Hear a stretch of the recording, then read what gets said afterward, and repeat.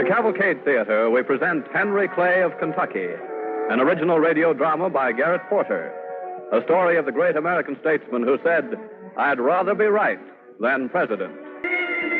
Thunder and lightning one night in the year 1849, and a swaying carriage rattling over the twisting, gutted roads of the National Pike, down through the valley of the Cumberland.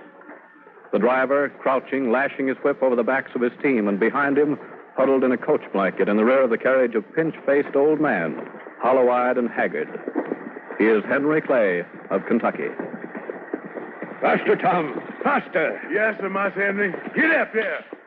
Don't like to go no faster over these roads. You got to, Tom.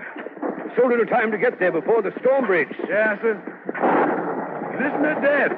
Sure gonna be a deluge, ain't it? Not if I can help it. What's that, Mas Henry? Never mind, Tom. Keep after those horses. You stay kivered up like I promised Miss Lucretia. Don't worry about me, Tom. We got to make that train in Cumberland 50 miles. Tom, look out! Whoa! Whoa now! Whoa! Tom! Mas Henry, where's you? Here. Through and clear of it. You hurt, Tom? Well, no, sir. I was all right, Mas Henry. How about you? A little bruised, maybe. That's about all. Look at that wheel. Sure is busted to bits, all right. Maybe we can get some help in that tavern over there. What's that? Listen. Sounds like a fight and a good one. Sure does. You stable the team. Get yourself some supper. Yes, sir, Mas Henry. Sit down where you belong. How'd you like that one, huh? Come on, you Yankees. Gentlemen, please. You take it. Gentlemen, stop, I beg you. You talk like a Won't loose any of you lipped help northerner. me? That's what you talk Sir, like. please stop them for me. Come over here now. Use your gun. Have you had enough, sir? Enough, I'll show you. Please, gentlemen. This is a public place. Can't you see you're upsetting our landlady? Well, what's the fight about? This tar heel thinks we fought in Mexico so the South can run the country. That's a Yankee slur. I merely suggested we could very well get along without the North. Yeah, and the North would be glad to get rid of the South. Someday we'll see about that. I came in here hoping someone would help me. My carriage broke down. It's very important that I get to Cumberland tonight. Well, I have a coach, sir. You're welcome to ride with me. My name is George Johnson. Thank you, Mr. Johnson. I shall be much obliged. You see, I must catch the Cumberland train to Washington. Sir, my name is Frank Peabody. If you prefer the company of a Yankee to a tar heel, I'd be glad to have you ride with me. Thank you, Mr. Peabody. It's very kind of both of you. My name is Henry Clay. Henry Clay. Mr. Clay, I've heard of you and your compromising tricks. A Southerner with Northern principles. I'd advise you to go back to Kentucky. Well, at least I can agree with this Yankee on that. Good evening. You'll have to excuse me, too, sir. The day of your halfway measures is over. Good night, Mr. Clay. Mr. Clay, I'm sorry, sir. Why, it's a downright disgrace they haven't got some respect, at least for your years. Well, what's this country coming to? Oh, that's all right, ma'am. See what happens when men lose their reason. There's no respect for anything. Nothing left but violence. Mr. Clay. Huh? Well, ma'am? Mr. Clay, I can help you get to Cumberland tonight. I'll have my cousin James come over from the next farm, and he'll drive you there. Oh, thank you, mistress. If I could only get to Washington while there's time for reason. But when men listen to the thunder of their blood, I'm afraid it deafens them to any voice that speaks of common sense.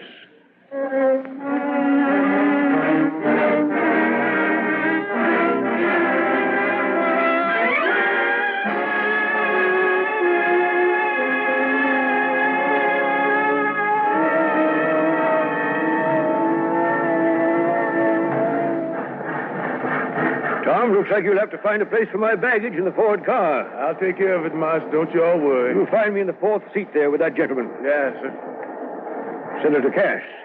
Henry Clay. What are you doing on this train? I'm going back to the Senate. I didn't know you were still in politics. I'd heard you'd retired to Ashland for good. Well, Kentucky made a Cincinnatus of me and had to leave my plow. Legislature named me last week. I left as soon as possible. Lucretia will follow me. You'll find Congress changed, Senator. There's a different tone to the argument now. Voices are angrier. Congress is divided. There's no common ground between anti-slavery men like Daniel Webster in the North and pro-slavery men like John Calhoun in the South. But we can't sit by and do nothing, Cass. We can still reason, compromise. Wish we could, Senator. But it isn't as simple as it was at the time of the Missouri Compromise. What can you do with California and all this new territory in the Southwest? Utah, New Mexico, Texas. Oh, I'm sure we can satisfy both the North and the South in some way. There's trouble either way, slave or free. And how are you going to appease the North with the stricter fugitive slave law the South demands? And satisfy the South if you abolish slavery in the District of Columbia? No, it's impossible. It's all over. This meeting in Nashville will prove it. Huh? What meeting in Nashville? I suppose you'd heard, sir. The Southern delegates are to convene in Nashville to decide what they'll do about secession. Calhoun's behind it, of course. Secession? We're on the brink of war. I must see Calhoun at once, before they close the door to reason. Yes, I'll begin with Calhoun.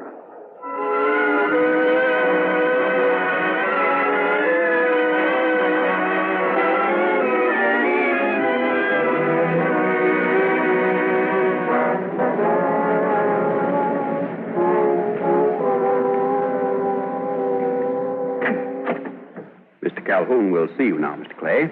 Thank you. Glad to see you again, John. I don't know whether I'm glad to see you or not, Henry. Usually means a fight. Well, John, I was pretty young when I was a war hawk. I've learned since it's better to fight with words than with lives. Lives? Yeah, I'm thinking of them, too. That's why I believe the North and the South should part in peace. But the Union, John, the Union. That's over, Henry. The South can't endure this intolerable relationship with the North. And Dan Webster knows it. You won't compromise with you, Henry. John, you and I have the flush of the same fever in our cheeks. Consumption's one other thing beside old age we share in common. Henry, you might as well understand I'm against you. And so is Webster. If I weren't, I'd be false to the South. These new issues that divide us today can't be solved by sitting around and talking when it's secession that the South wants. I can't believe we've forgotten the value of reason, John. Its reason convinces me that the Union and the rights of the Southern states are no longer compatible. That's my last word, Henry. Very well, John. Then here's mine. As long as there's blood in my veins, I'll fight to preserve the Union. Henry, the time has come to face facts. There'll be no Union. I haven't forgotten our Missouri Compromise. I fought as much as you did to save the Union. But now, I know it can't be done. And your Nashville Convention, John, do you really mean to carry out this threat of secession? It's more than a threat, sir. It's the South's only hope.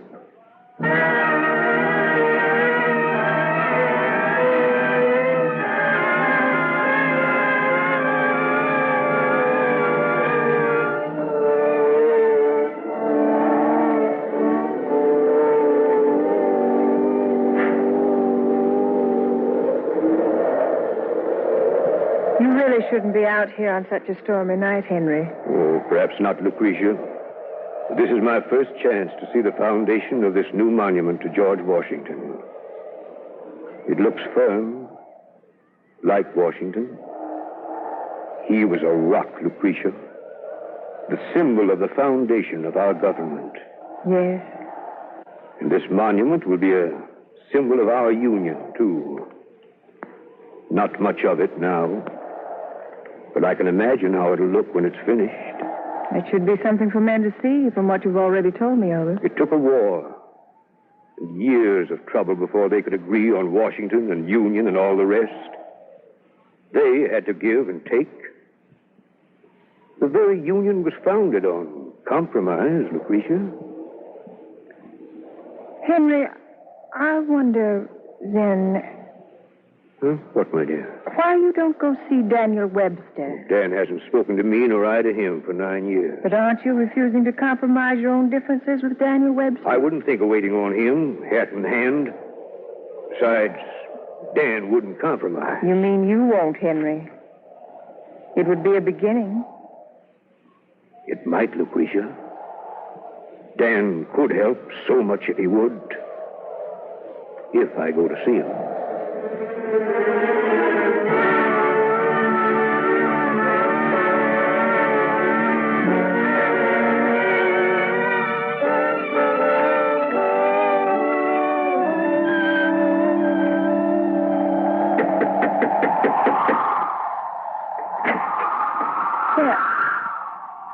Good evening, Senator Clay. I didn't expect to see you. On a night like this. Yes, it is a cold night, Mrs. Webster. Won't you come in, Senator? Thank you. Is, Senator in? Why, I think he's at work in his study. But I'll tell him you're here, Senator Clay. You'd be so kind, Mrs. Webster. You come in here where there's a warm fire, and I'll tell Daniel you're here. Thank you, ma'am. Daniel, Yes, my dear. here's Senator Clay to see you. Clay. Here. Good evening, Dan. Come in. Come in, Henry. Draw up a chair there. Thank you, Dan. I'll prepare you both some punch, Daniel. Well, it's been a long time, Dan. 8 years. Well, Henry, I never expected to see you back in the Senate. Well, Dan, the thing that brought me back was the same thing that brought me out in this snowstorm to talk to you tonight. I guess we've both known what that has been for 40 years. Dan, we're both too old for the White House now to forget politics and talk frankly. As for the party, well, younger men will take that over for us, won't they? Henry, what's on your mind? Dan, even if we have disagreed and fought each other, there's always been one thing we've agreed on, the Union.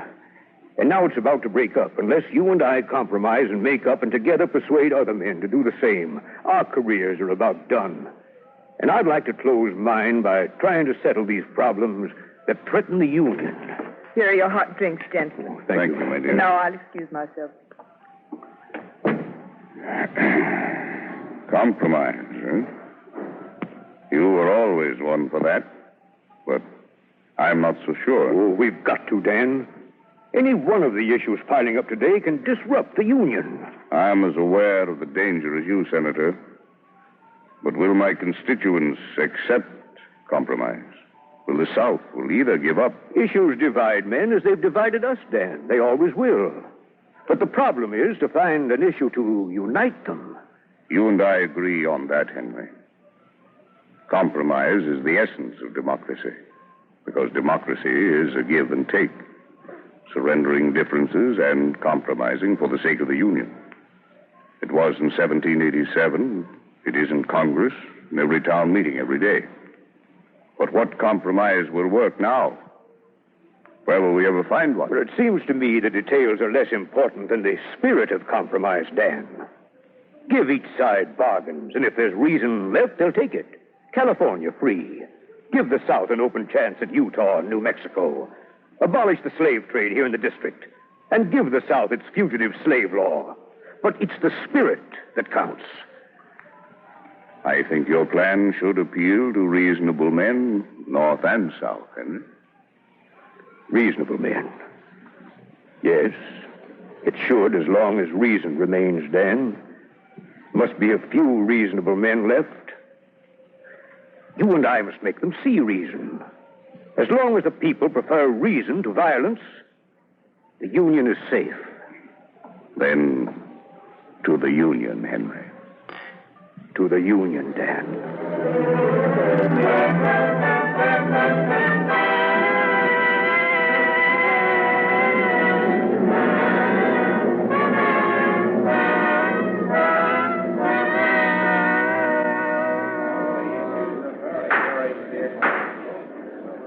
The Senate must realize that with the South, sir, the question is one of interest.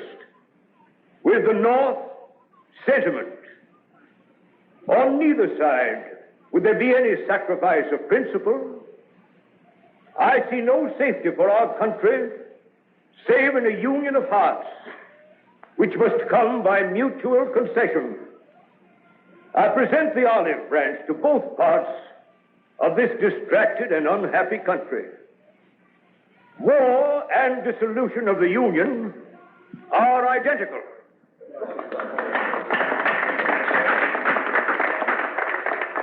I ask for the floor. The senator from South Carolina, John C. Calhoun. Sir, whatever the plan of the senator from Kentucky, it will not save the Union. Disunion has already begun. If this agitation goes on, nothing will be left to hold the states together except force. If you cannot agree to settle our differences on the broad principle of justice to the South, say so, and let us agree to separate and part in peace.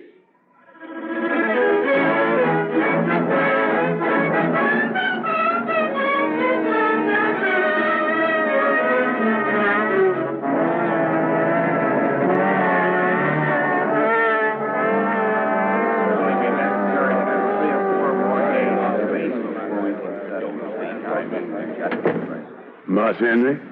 Yes, Tom? Is you all done for the day, Marse Henry? No, Tom. It's just a short recess. I'll have to go back in the Senate for a few minutes.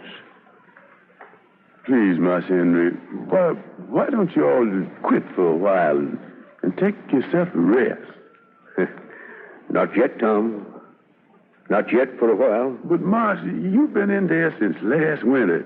It is summer. Why does you all do it, Marse? Well, Tom, so people from Kentucky, say, and New England and Carolina and California and so forth can live together and work together in this land of ours. Is that what you're all fighting about, Marse? Well, white men and black, Tom, slave and free, all have to get along together somehow. Oh, then I is powerful glad. Why, Tom? Glad that I ain't got nothing to do with all that in there. All right, Tom. I've got to get back to my seat. Miss Lucretia say you already must have talked at least 70 times. More like 7 times 70, Tom. But I've got to make one more speech. One more, Tom, and then perhaps we'll go home.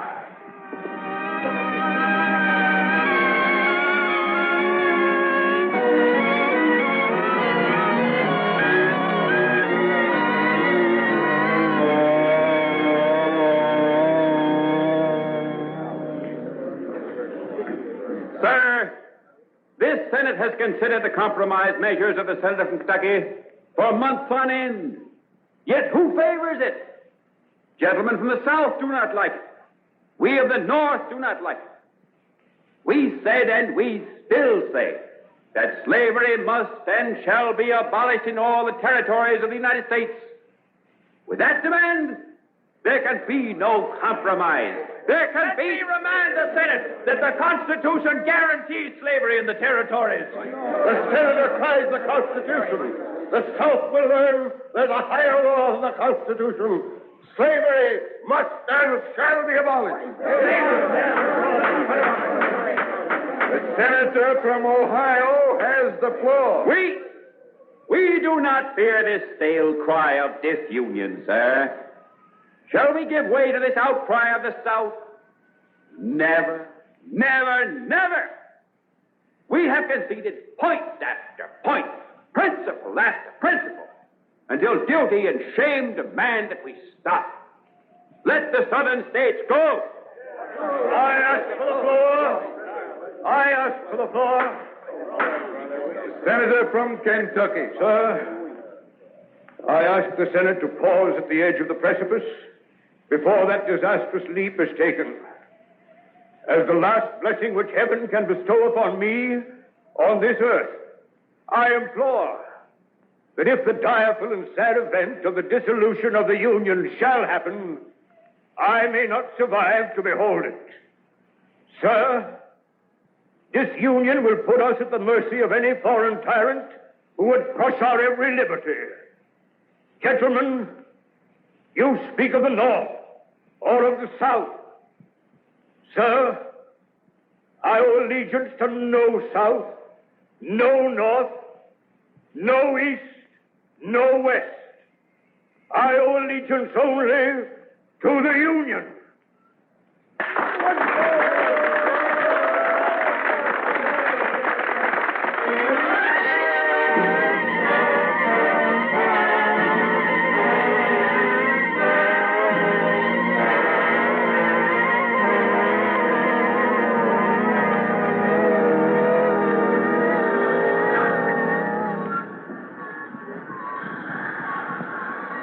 Here you are, Marcia and Miss Lucretia, right in here. Thank you, Tom. Yeah. Henry, let me ride backwards. Oh, please, Lucretia. I want to be able to look back at Washington. Sure you're comfortable, dear? Oh, I think so. Well, my dear, the extremists on neither side are satisfied, but with the compromise, for a little while at least, the Union is safe. I'm glad, Henry, that you won. Well, we're trying reason for a while longer back there in Washington, and not force, not yet. My dear, I think you did everything any one man could for what you believed in. Short of dying for it, Lucretia. Henry. Man will die for what he believes, provided it's deep enough. And if it is, he just won't compromise. I guess that's what makes him a man. You know, Lucretia, they've always jeered at me as a compromiser. But there's one thing I never have nor never will compromise. And that is my own belief in the union of these states. As you watch the American Cavalcade pass in review, you see a people impatient for increasingly faster exchange of thought, no matter how great the distance separating them. In 1850, the 13 original colonies had expanded westward to the shore of the Pacific Ocean, to California and gold. Suddenly, in a single year, that sparsely settled region becomes a rich and populous territory clamoring for admission to the Union. It was a long way for news to travel between the Golden Gate and New York Bay, where on a fine spring day, the clipper ship Sea Witch rides magnificently at anchor. Flood tide's beginning to slacken, Captain Fraser. All right, Mr. Delano. Man the windlass and heave short. Aye, aye, sir. Heave away on the windlass brakes. Aye, aye, sir. Strike a light. Duller than old whaler's brass work. Aloft there, some of you in loose sails. Set royals and skysails. Leave staysails fast. Fill those ensign halyards, lads. Hang on the red shirt, lay down. All right, fast even, boys. The anchor's apeak, sir. Very good, sir. There's a boat put out after us from the battery, Captain, and pull it for us right hearty. I'd better pull hard. Once the Sea Witch gets the wind in her sails, nothing can catch her but Davy Jones. There's a man in that dinghy waving at us, sir. Likely he's just one of those legal sharks from some sailor's boarding house. All right, boys, sheet home the topsails. Look out for the two lines, bosun. Ease them down. Paul top, overhaul your bosun. Look alive, belay that starboard main sheet. Now long pulls on your topsail halyards. Yes, sir. Hold to, sir. Bring it to the rail. Aye, aye, sir. Lord, but she's beautiful, Captain. Nothing finer nor faster afloat, lad. Ahoy, Sea Witch. Ahoy! It's the man in the dinghy, sir. I want to speak to Captain Fraser. I'm Captain Fraser. Hey, alongside. We're getting underway. Now throw him a tow line. Aye, aye, sir. Message from the Secretary of State to the Governor of California Territory. Can you hear me? Very well. Tell him that Congress will admit California to the Union as a free state. Tell the governor of California that Congress will admit California to the Union as a free state. Very good, sir. Safe voyage, Captain. Thank you, sir. Cast him off, sailor. Aye, aye, sir. Mr. Delano, brace the yards to the wind. Aye, sir. Run up the jibs, boys. Lively on that mizzen topsail halyards. Belay the captain fish tackle. Strike a light, somebody. All right, you longshoremen, over the side. Lively. Overhaul the gear, boys. Underway, sir.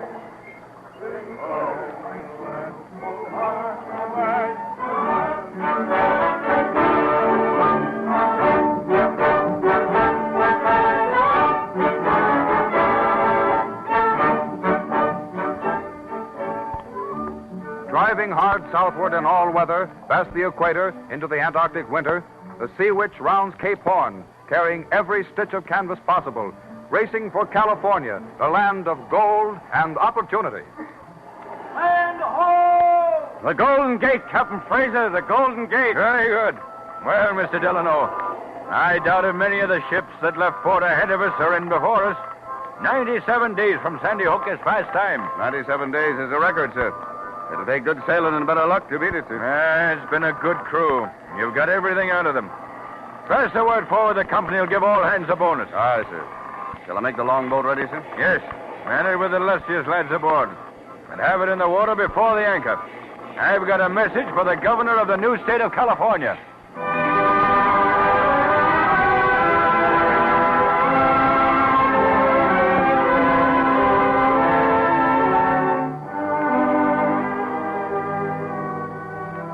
Years later, California is a great commonwealth, but San Francisco and New York are still weeks apart. It takes almost a month for news to travel from coast to coast. Then, on March 26, 1860, the New York Herald carries the following announcement. To San Francisco in 8 days by the Central Overland California and Pikes Peak Express Company. The first courier of the Pony Express will leave the Missouri River on Tuesday, April 3rd at 5 o'clock p.m., and will run regularly, weekly hereafter, carrying letter mail only. The first lap of this relay between the Atlantic seaboard and St. Joseph, Missouri, was by telegraph, but the line ends at St. Joe, where we find Johnny Fry impatiently waiting for the signal that will start him on the first run of the Pony Express. Whoa, boy. Whoa, take it easy. You'll soon have plenty of chance to run. He's a beauty, Al. You've got him in great condition. Oh, he's got to be in top form, Johnny. Look at the crowd that's come to see you ride off. The mail train's on time. Oh, that's good.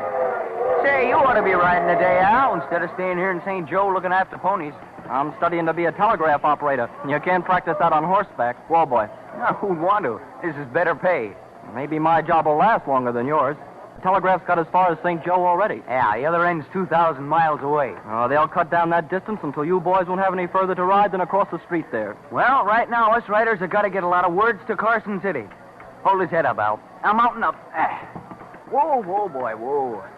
All right, let go, Al. Mail pouch must be waiting at the post office by now. Now, wait for the starting signal, Johnny. Yeah, maybe the cannon won't go off. I don't want to lose a second. Hey there! Hold that courier. Wait. Who's that? That's the big boss himself, Mr. Russell. Gee. You Johnny Fry? Yes, sir. Here's a message just came in by telegraph from Washington. It's from President Buchanan to the governor of California. Guard it well. With my life, if necessary, sir. Fry, as the first courier westward bound on the Pony Express, I and my partners, Majors and Wardell, wish you good luck and Godspeed. It's a real honor to ride for you, sir. There's a signal, Johnny. Let loose his head. Good luck. Good luck, Fry. Thanks. Goodbye. Go, boy.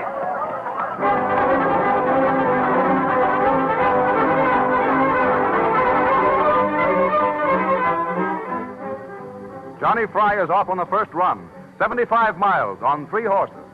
Just 2 minutes allowed for changing mounts, but by loosening the mail pouch before he reaches the station and tossing it to the agent before he dismounts, the time is cut down to 15 seconds.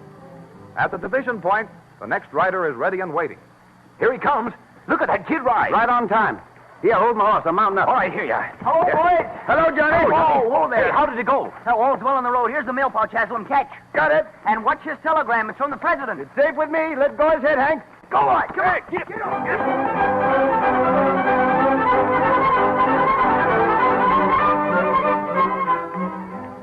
On through the wild Indian country by day and by night ride the daring riders on the fleetest horses America can breed. As far as Red Butte's Division Point, where another famous rider is waiting to carry the pouch to Three Crossings. William F. Cody, better known to history as Buffalo Bill. Here he comes, Bill. He's running late. I'll make it up. Whoa, steady, boy. This horse is sure raring to go. You better take my rifle along, Bill. Seen a couple of Indians to the west this morning. Rifle's too heavy. I won't have time to shoot it out with them anyway. That rider looks like all tuckered out. Looks like he's been in trouble. Never mind me. Grab his horse. I'll take the mail pouch, kid. What happened? Indians. Raided last station. Stole all the horses. Killed the agent. Easy now, son. Here, I'll help you out of the saddle. Never mind me. Take the mail.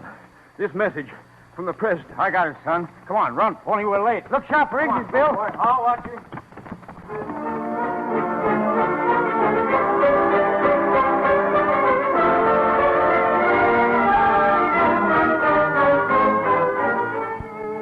On they ride, often in danger of their lives from raiding Indians and outlaws.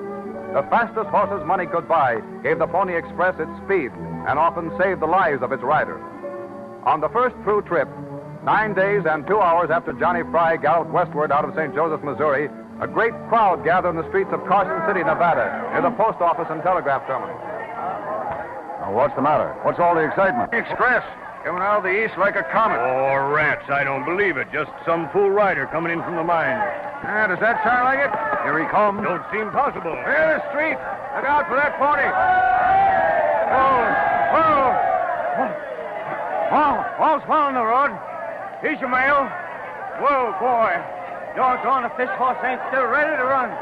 Here there, where's that telegraph operator? That's me, partner. Here's a message from the president to Governor Downey. Gee, Willigan, clear out of my way, boys. Let me get at that wire.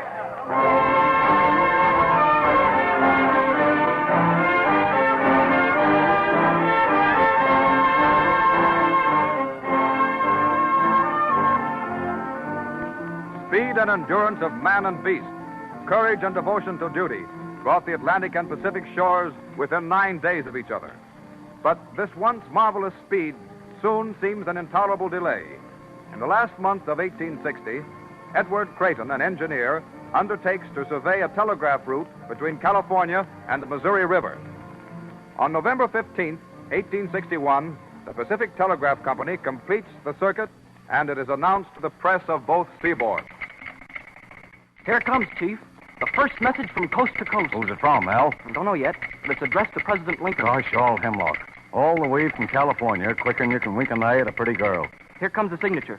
Stephen J. Field, Chief Justice of California. And just think, we get those letters the same second they spell them out in San Francisco. Yep. Johnny Fry and those boys did a great job, but I'm afraid this spells finish for the Pony Express.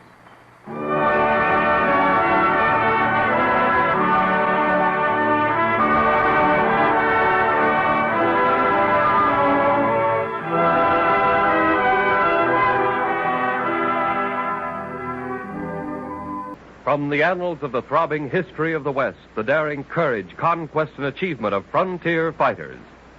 Hand in hand with the brilliant record of covered wagon and stagecoach and spanning the continent goes the glorious epic of the Wells Fargo Express. The Indian, by 1854, was no longer the greatest menace to the stagecoach driver. Instead, hundreds of miles of desert and mountain were infested by highwaymen. 25 miles from San Francisco, an old Concorde coach with 8 passengers, a driver, guard, and a treasure chest was thundering down a narrow mountain road. Driver and guard were complimenting themselves on 2 things. Here, get along here. Get on. Sure spinning along this trip, ain't we, Sam? Yeah, Bill. Looks like I ain't gonna have no use for this shotgun I've been holding across my knees ever since we left the mine. Ain't that horse flesh at its best for you? Just look at the 6 of them go spanking along there. Yeah. Hey, Bill. Look. Coming right at us. Hey. Hold up! Hold up, or fire! Hold up! We got you covered! Well, I'll be. Put down your gun, Sam. Oh, boy. Throw out your treasure chest. Throw it out. But are we going to be held up? You are held up. Come on, all of you. Pile out of the coach. Yeah, here's your treasure chest. A good haul this time. There's $25,000 in it. 3 of you search the passengers. You 2 tear up the cushions. Make sure no dust or nuggets are hidden. Your voice is mighty familiar, mister. If your face matches that voice of yours, I'd say you was... Shut your mouth or I'll give you both these barrels. All right, men, give me the valuables. I'll get back in the coach. All of you remember we got a beat on you. And it might be wise for you there, Mr. Driver, not to find a name to match my voice. All right, let's go. I have 2,000 of my folks. It's getting so that as fast as the miners get the gold dust into the treasure chests, the highwaymen are just around the corner to take it away. Well, when we pull into San Francisco, there's going to be the very net to pay this time. Express companies are going to have to pay up or get out of business.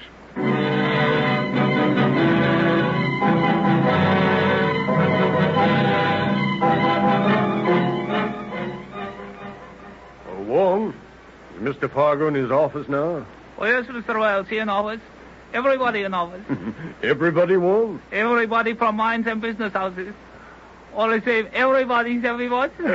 Well, I savvy they're talking big business. Oh, not know if big business, but big talk. Good day, Mr. Fargo. I'll talk this over with my partner, gentlemen. Good day, and thank you. Now, you see for yourself, boss, if a big talk or a big business, huh? Henry, a most astounding offer was just made us in your absence. There's a good chance for us to get at least 60% of all the express business in the West. 90%, these men say. Well, let's discuss this in my office. I don't like to have wild talk floating around in the general offices. Henry, one of our competitors' stages was held up yesterday morning. And from the treasure chest alone, the highwaymen got $25,000. Yeah, that's a nice little haul. Something's got to be done about both the highwaymen and the responsibility of the express company. Now, what does this group expect? Wells Fargo and Company to make good the loss of every treasure chest? If we'll make good, this powerful group of mine owners and businessmen will give us enough business to cover the entire West with Wells Fargo offices. Well, I appreciate the public's confidence in Wells Fargo. After all, we're a little more than 4 years in the West. It's the opportunity of a lifetime for any company, if we can see our way clear to do it. If we guarantee to make good loss by theft, that means that from the time our agent gives the consignor a receipt, that receipt is as good as our word. And our word will have to be our bond. Exactly. Well, the whole scheme is breathtaking in its possibilities, but dangerous possibilities. It could be done if we had three things: improved and faster coaches, a treasure chest that only gunpowder could open, and guards who believed with us that the highwaymen must go.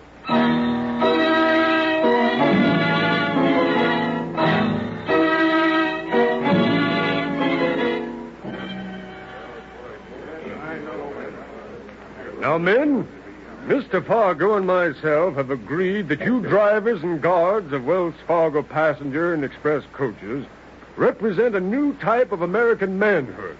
In your hands will be half of the treasure of the nation, as well as the lives of men and women passengers. Mr. Fargo will give you your instructions. Each coach will have 2 guards. Each guard will have one shotgun across his knees, another that can be snapped to his shoulder on a split second's notice. He will also have a brace of pistols.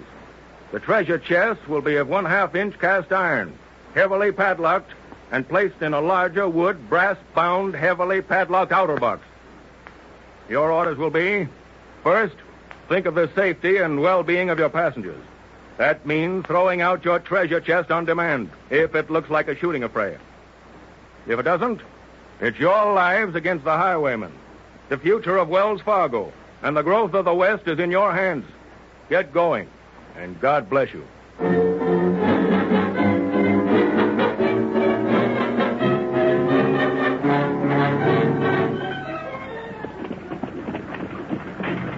Glad we're just 14 miles from Placerville. Sure will be a comforting sight to see the lights of that town twinkling up to us friendly like. I should make it there by 10 o'clock. I got a funny feeling in the middle of my stomach. You ain't getting squeamish, Pete, are you? Not after 4 years of holding a shotgun in your hands. Well, it ain't squeamish, because I ain't up here. I heard something called by a highfalutin word for premonition or some such thing. And if we ain't been held up 50 miles out of Placerville, we ain't gonna be then. Well, brigands in this part of the country ain't heard yet about our cast-iron treasure chest. Still think it's easy pickings. Well, I'm ready for 'em if they come. Lem here tells me we'll be coming up to the top of a grade. Once down, we'll give the horses their head and be into Placerville before you know it. Hear that? Hear what? Shots. Make anything out, Pete? Can't see a thing, but I'm hearing it, too. One more mile, and we'll be at the top of the grade. And then if it's bandits, we can give them a run for it into Placerville. Come on, Betsy. Come on, girl. Get on. Make anything out yet, Slim? It's a party of men, and no pack mules with them.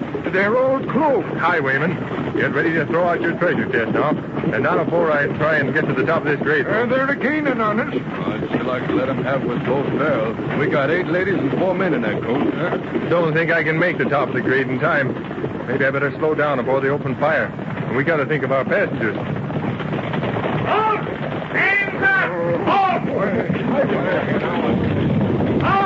Halt! Well, what's wanted? Throw out your treasure chest! Oh, my, I never said. You there in the coach ain't got nothing to worry about as long as we get the dust in that box. And you don't pull a gun in the air, you can keep your personal valuables, too. All right, here's the chest. All right, men, break it open. There's supposed to be $50,000 in that. To some sort, we'll know where it is and who's going to pay. With their lives. I met up with you once before, mister. I reckon you're Rattlesnake Dick. Oh, you dirty, low-down, murdering mongrel, you... Get up or you'll get the same. Sure got enough padlocks on this. There she comes now. Open There's a good moon, light enough to see from it. Well, I'll be. There's an iron chest inside this one. Jeepers, never get this open without blasting it. Wells Fargo Express, huh? We'll have to remember to carry gunpowder with us next time. All right, 2 of you get that chest on my horse. Remember, anybody fires one shot and we'll come back and wipe you out. All of you. Now, let's go.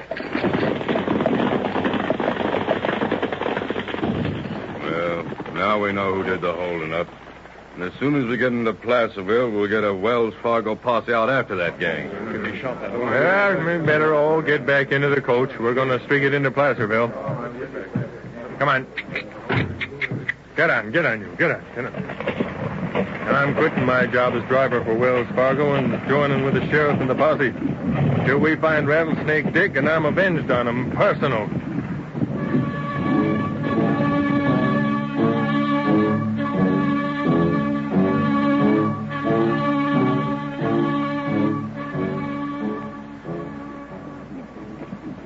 I figured, Sheriff, that it would take Rattlesnake and his gang some time to get gunpowder, blast the chest open. They'd be leaving some sort of a trail. Hank, you're right.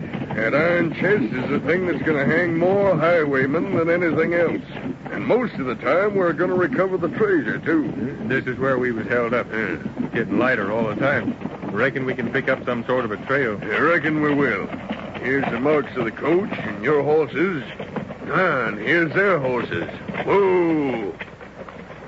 Some of Rattlesnake's men went this way and some the other way. It's funny he should be dividing his party. Sheriff, that was just to throw us off the track. They went off into the brush but came back into the road again down here.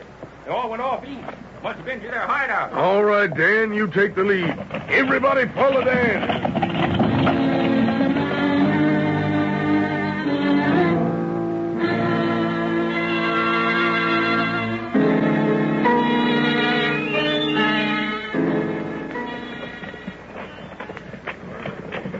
Rein up, men.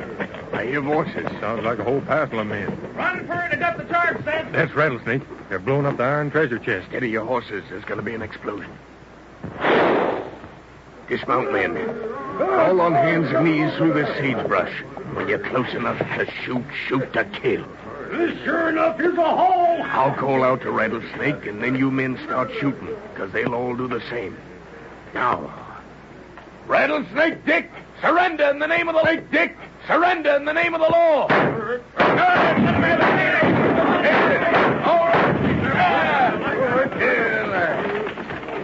Sheriff, I'm avenged on that critter. The country's rid of Rattlesnake Dick. And Wells Fargo got their treasure back within 24 hours. Well, I reckon there'll be more respect now for Wells Fargo stagecoaches and for the law. In the West, I hope, will be a mite safer for everybody that wants to come out to the last open frontier. And so was established the reputation of Wells Fargo, a reputation that was to go down in history as having helped tremendously in making the West safe for the pioneers, for civilization. Each stage driver, every agent who guarded passengers and treasure chests were sworn servants of law and order. Each one a true frontier fighter of the Old West. From the prairies of our nation, from the Illinois farmlands, came Abraham Lincoln and Stephen A. Douglas, two men across whose lives fell the shadows of disunion. In the year 1840, in Springfield, Illinois, Mary Todd, a young lady from Kentucky, is visiting at the home of her brother-in-law, Ninian Edward. And one spring evening... Mary?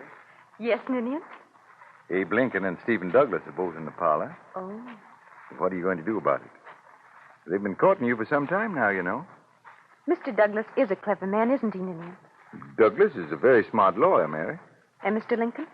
Well, not exactly clever. No. Not like Mr. Douglas at all. Mary, Yes, Ninian.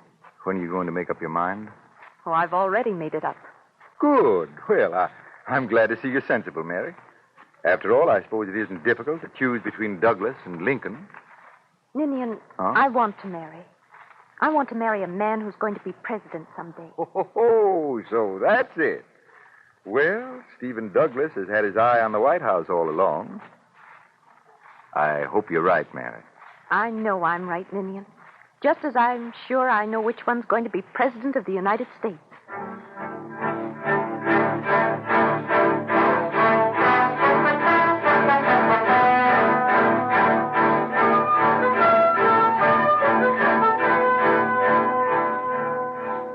Years pass.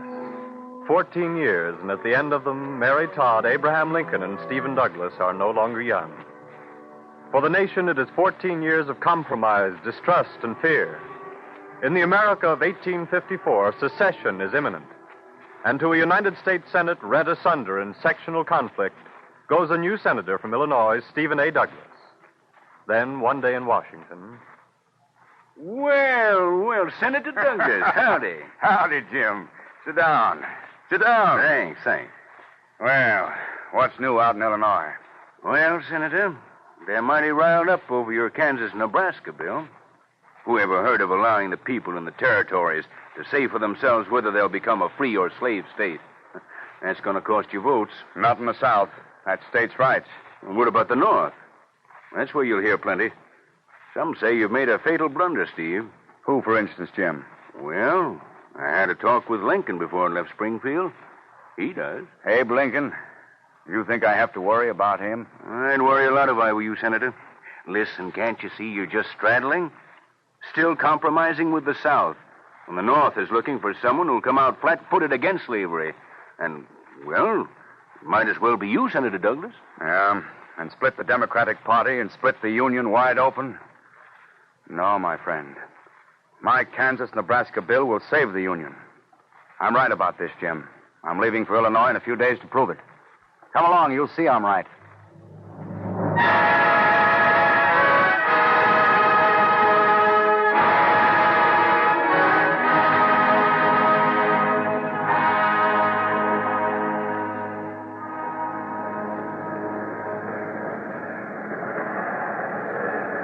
Whatever town this is, they sure got the depot jammed to see you, Senator. Reception committee and everything. All right, George. I'll just step out on the rear platform. Senator Douglas, you don't dare face that howling mob out there. Mob? Why, I wish to address these townspeople. Don't do it, Senator. Don't you see that? They've got a scarecrow burning, and it's got your name on it. My effigy afire yonder? Sir, I could travel from Boston to Chicago by the light of my own effigies. Open the door, please. I'm going out on the platform. All right, Senator. Fellow citizens, now let's gun this legislator.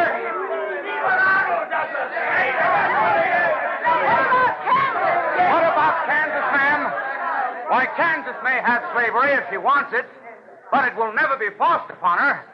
That is popular sovereignty, fellow citizens. That is free government. It's slave government. I do not care, ma'am, whether Kansas votes slavery up or votes it down.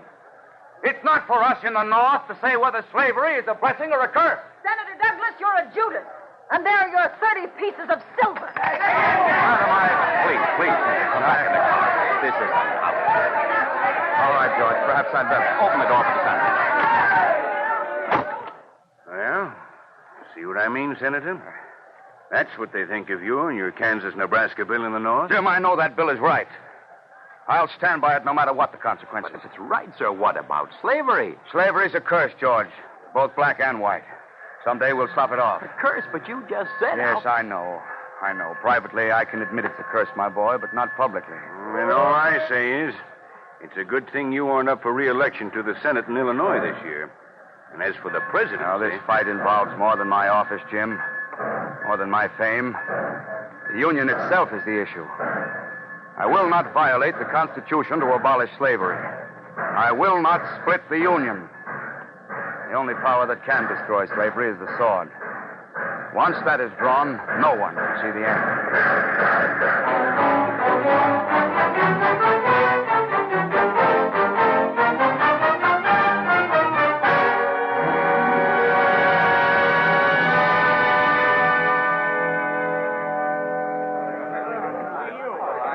Is this where Senator Douglas is having his gathering? Senator Douglas, you'll find him right inside, gentlemen. Thank you. Not at all, not at all. It's open house. You're all welcome. In here, I reckon, Mr. Lincoln. Oh, yes.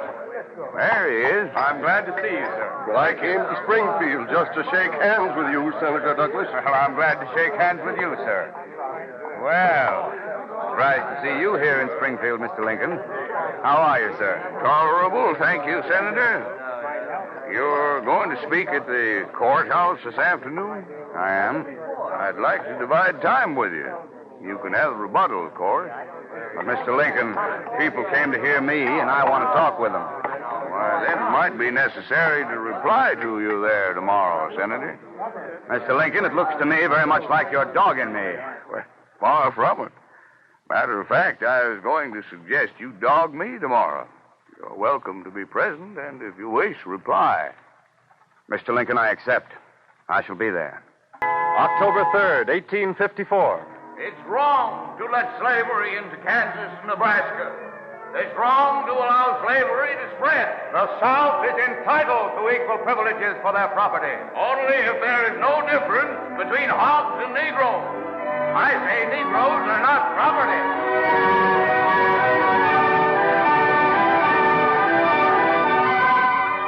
October 6th. The integrity of the Union is worth more to humanity than the whole black race. To forget the Negro is human. Slavery is a great moral wrong. Convict slavery as a sin, and you alienate the South. The end will be disunion.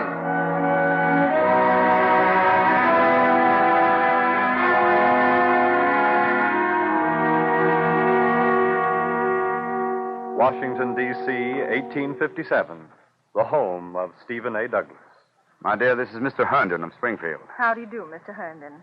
How do you do? Mr. Herndon is Abraham Lincoln's law partner there. Oh? I'm a little surprised to see you in Washington, Bill. I want to look you in the eye, Senator. Well, look me in the eye, Bill. I won't dodge. I hope you won't, Senator. I want to ask you some straight questions. I'd like straight answers to take back to Lincoln. How is Lincoln? And how's Mary Todd?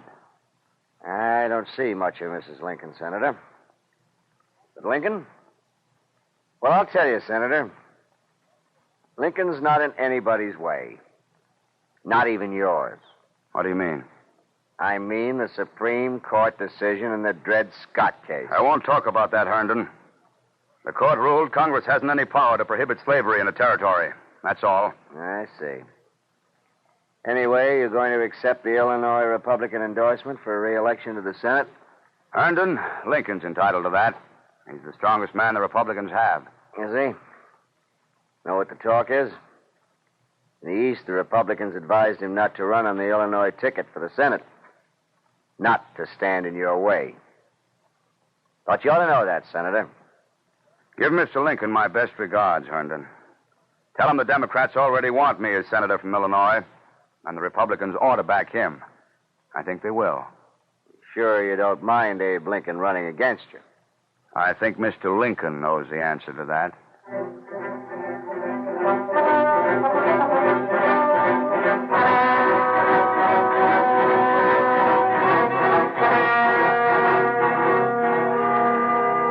In this campaign for the office of United States Senator from Illinois, the issue between Senator Douglas and myself is clear.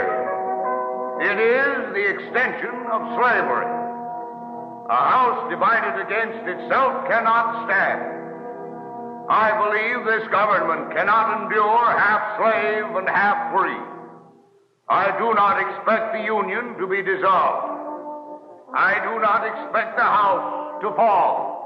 But I do expect it will cease to be divided.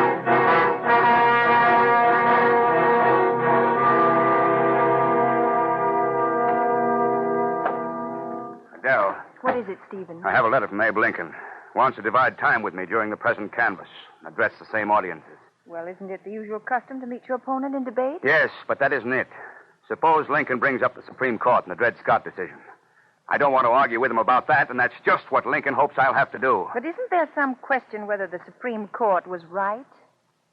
My dear, I can never admit the Supreme Court is wrong. Can't admit it's right either. For if neither Congress nor a territorial legislature can prohibit slavery, where's the right for the people themselves to prohibit it, as I have always held? Their right is gone, and my re-election with it. You've gotten yourself into a dreadful muddle, Stephen. Lincoln knows he has everything to gain and I everything to lose by these debates. The country has me measured, whereas he's almost unknown outside the state. But for me, this senatorial election of 1858 is a preliminary to the presidential campaign of 1860. If I lose now, I won't even be considered for the presidency then. What if Mr. Lincoln has his eye on 1860? Oh, Lincoln president? Why, that's ridiculous, my dear. He hasn't a chance. It seems to me, Stephen, you must meet him. Otherwise, the people will think you're afraid of him. Yeah, you're right, Adele. And I'm not the least afraid of Lincoln. I guess I'm big enough to meet him anywhere. And I shall. Yes, let's see. Ottawa, Galesburg, Quincy, Freeport, Alton, Jonesboro, and Charleston.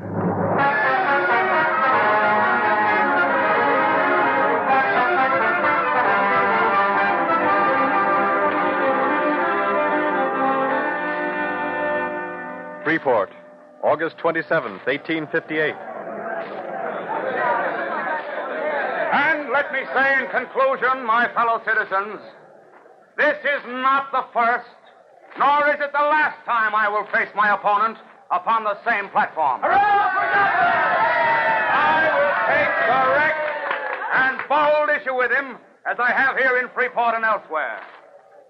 Mr. Lincoln will now address you, and I will reply. Thank you. My fellow citizens, I ask my opponent, Senator Douglas, this one question. Can the people of a United States territory, in any lawful way, against the wish of any citizen of the United States, prohibit slavery from its limits prior to the formation of a state constitution? I answer emphatically, they can. How about the Supreme Court? The Dred Scott decision. It matters not what the Supreme Court may decide. If the people are opposed to slavery, they will elect representatives who will, by unfriendly legislation, effectually prevent the introduction of slavery there.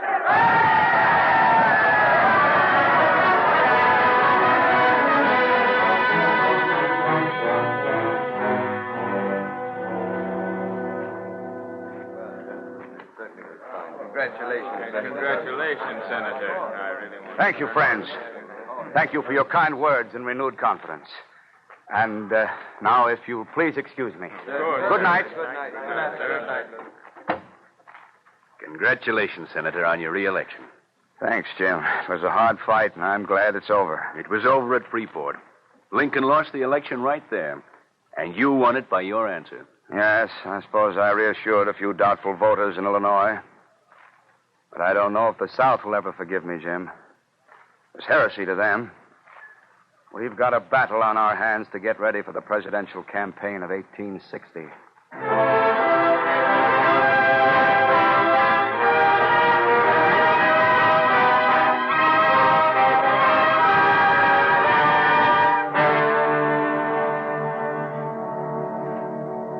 Chicago, May 19th, 1860.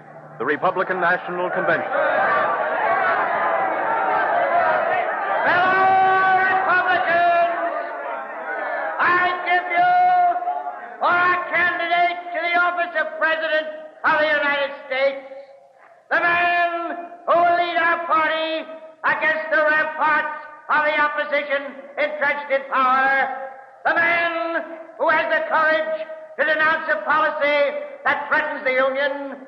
I give you that man who will lead us to victory, Abraham Lincoln of Springfield, Illinois.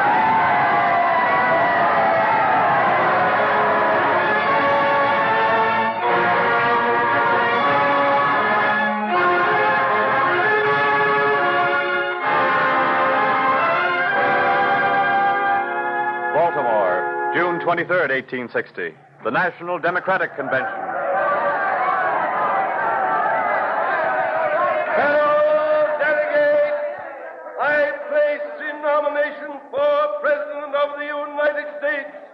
The man who has already met his Republican opponent and defeated him for the senatorship of Illinois. I give you the little giant, Stephen A. Douglas.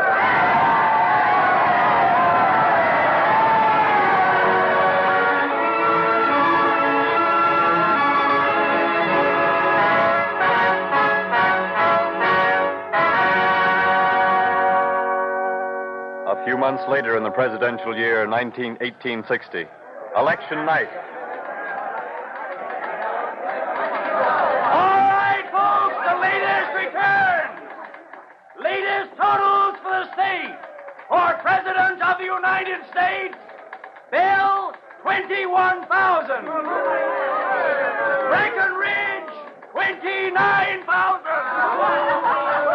Douglas, 94,000. Lincoln, 106,000.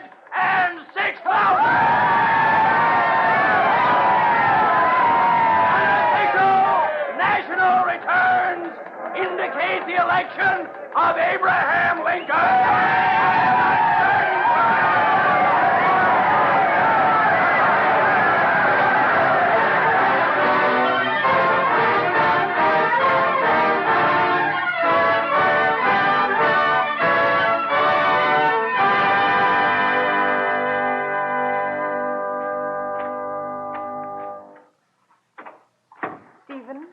Yes, my dear. The vote is running about the same. I conceded Lincoln's election about midnight. Oh, Stephen. I guess I might as well have conceded it 2 years ago at Freeport. You see, Lincoln knew what he was doing. Realized he'd lose the election of 1858. But Lincoln knew the presidential election of 1860 was worth 100 of that Illinois contest. Still, Stephen, it was a splendid retreat, and I'm proud. Prouder of you than if you'd won now by doing otherwise. I don't know, my dear. I hardly know what to think. And the people of the United States won't know how to take this election either. I wish it had been really decisive. But isn't it? Mr. Lincoln is elected. He's only a minority president, my dear. He has more votes than any of his three opponents. But together we have more than Lincoln. In other words, the country simply isn't all behind him. What if the South refuses to accept his election? I'm afraid we can't stop secession now. What shall I do? What can I do? Over 1 million people voted for me. Probably 2/3 as many as Lincoln. You see? Yes, I think I do, Stephen. With your support, Mr. Lincoln might have the majority of the nation behind him. If they'd follow me. But without it, disunion is certain. Well, we'll see. We'll see when Abraham Lincoln and Mary Todd get to Washington.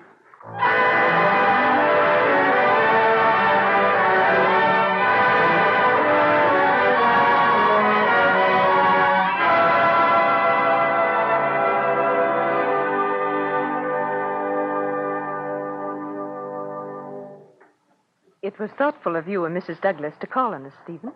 I believe my husband is an old beau of yours, Mrs. Lincoln. Yes, Mrs. Douglas. And if I'd have been Mary Todd, I'd have picked Senator Douglas as a husband instead of me. But you weren't Mary Todd. And now, if you gentlemen will excuse us. Of course. Mrs. Douglas, this way. Mr. President, not quite president yet, Senator. I learned long ago, following circuit out in Illinois, not to cross bridges before you come to them. Illinois. You and I fought each other pretty much all over the state, didn't we, Mr. Lincoln? Yes, we certainly did, Douglas.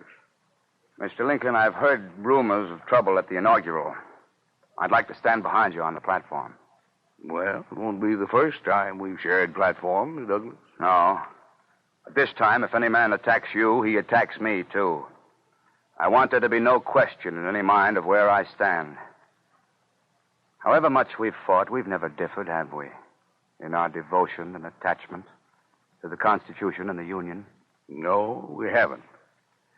I guess we always took that for granted. I'm on the side of the Union, sir. And I pledge you all my aid, all my strength, and all my energy in whatever course you take to save it. You cheer and warm my heart, Douglas. I wanted you to know, Mr. President. I thank you with all my heart. The people with us and God helping us all will yet be well. God bless you, Douglas.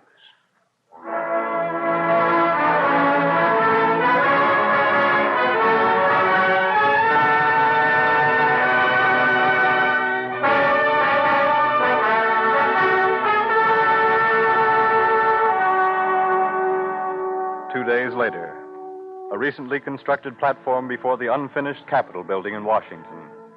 There sits Stephen A. Douglas. Before him, facing the inaugural throng, stands the tall, gaunt figure of Abraham Lincoln. The gusty March wind is chilly that day in 1861, and not all in the crowd can hear the words of the president-elect.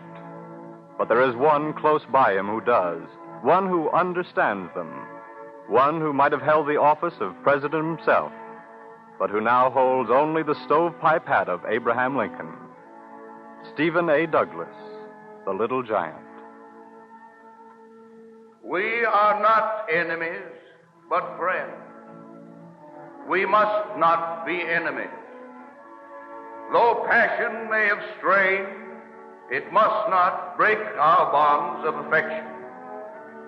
The mystic cords of memory, stretching from every battlefield and patriot grave to every living heart and hearthstone all over this broad land, will yet swell the chorus of union when again touched, as surely they will be, by the better angels of our nation.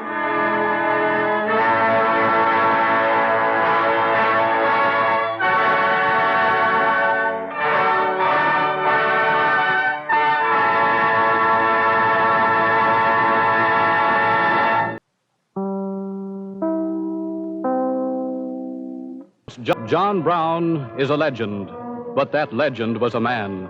A wrathful, white-bearded giant of a man, rangy of frame and with eyes that burned relentlessly, mercilessly with prophetic fire.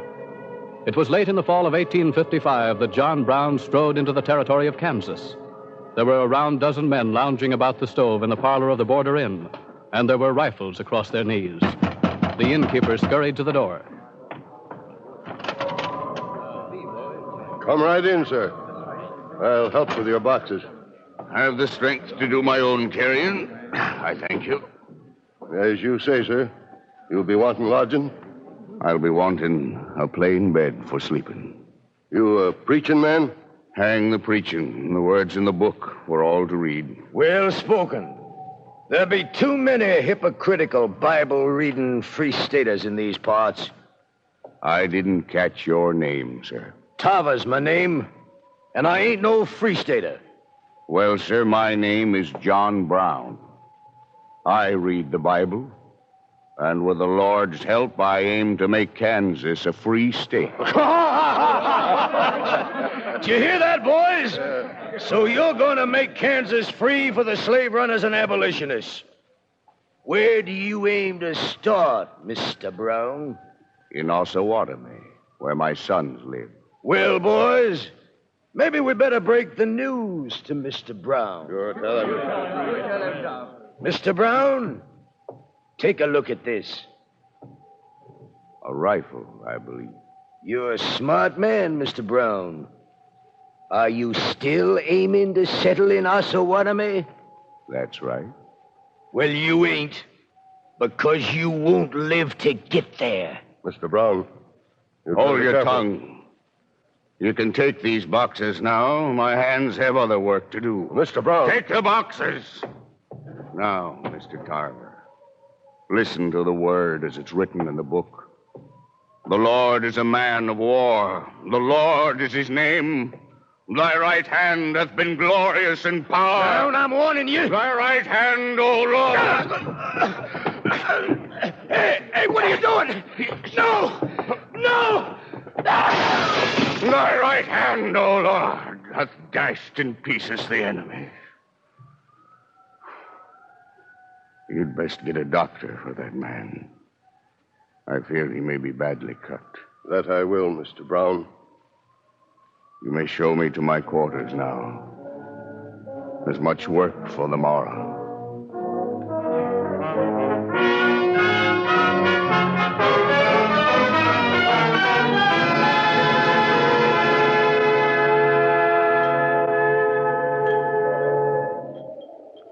Well, Pa, it's good to have you here in Osawatomie. What do you think of Kansas, what you seen of it? It's a good land, son, but there's a blight upon it. Aye. You speak the truth, Mr. Brown. They're out to finish us settlers, and they may yet succeed. The slave staters, you mean, Mr. Thompson? No question of politics, Mr. Brown. We're living under a shadow here. You speak strangely. Come to the door a minute, Mr. Brown. I'll show you something. Better stand back a piece till I see if it's all right. Hen, shut that door. Have you gone, Dad? It's all right, Welty. Step outside, Mr. Brown. Now look across those fields. What do you see? I don't see anything but darkness. That's it, nothing but darkness. Used to be on a clear night like this, you'd see a light on that ridge over there. 2 or 3 to the north. A few miles along the road past the forks. About a dozen in all Free Staters' cabins in this section. What happened? Listen. Wealthy, put out the lamp. Horsemen. They ride through this section every night like that. Sometimes the settlers pack up and leave when they ride past a place the first few times. If they don't leave, well, some get shot and others just get burned out, depending if they put up a fight.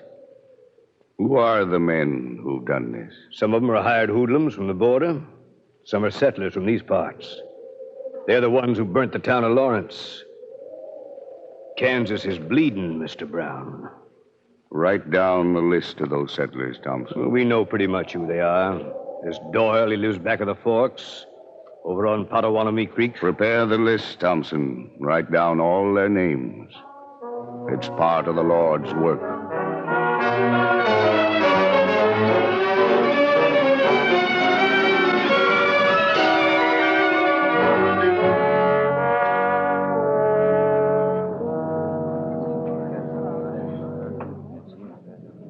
Now that we're all gathered together, we'll have the box placed right over here. Pretty heavy, Pa. What's in it? You'll find out later. Now we will proceed.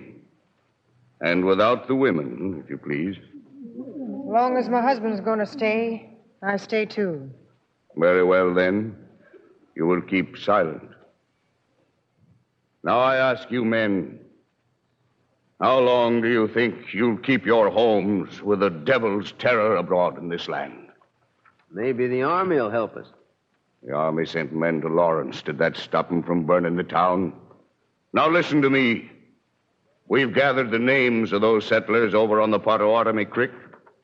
Settlers who are riding and murdering out there on those plains this very night. Striking down 3 men in the name of slavery. I propose the ruthless and systematic killing of these instruments of the devil. Killing? Why, Mr. Brown, I'm afraid you don't quite understand. We come here as peace-loving men to till the soil. Hen's right, Father Brown. There's no blood on the hands of our men, and we don't want it. It says in the book, thou shalt not kill. Aye, the book. An eye for an eye. I put on righteousness and it clothed me. I broke the jaws of the wicked. My judgment was a robe and a diadem. Who is it? Who is there to say we are not righteous if we act? Salmon, fetch the box over here. Here, Pa. Take this key and open it. Sabers. Aye, sabers. And you carried them all the way from Ohio. Aye, the sword, the weapon of the Lord.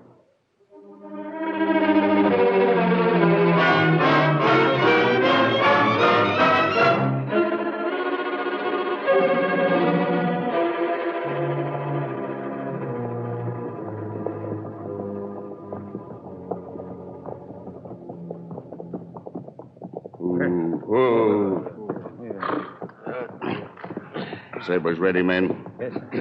Follow me. Yes, yes. Watch the horses, Jason. Aye, Father. Who is it? It's I, John Brown, with the Lord's vengeance. Who do you... Oh, Fetch your men, folk, Mrs. Doyle. they're sleeping above. Then call to them.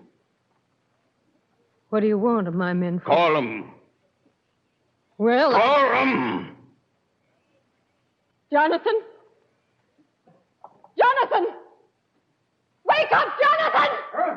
Yeah. What is it? What do you want? Come down here, Jonathan. There's trouble. All right. What in blue blazes? Well, what do you want here? Hand over your rifle, peaceable, Doyle. Why, of all the... Then I'll have to take it. Throw this rifle outside, Ann. Sammy, fetch the others.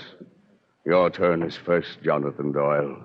What's the matter You with rode with the Rangers when they murdered the Weaver family in their beds. You set the torch to the house of my son's God-fearing neighbor. Look at your hands, Jonathan Doyle. My hands? They're covered with blood. You don't see it, but the Lord does. So start praying. Start praying, I tell you. Praying? The Lord's Prayer, if you can remember it. Listen, The Lord's Prayer. And start walking out through that door. Oh, Father, which art in heaven, hallowed be thy name. Thy kingdom...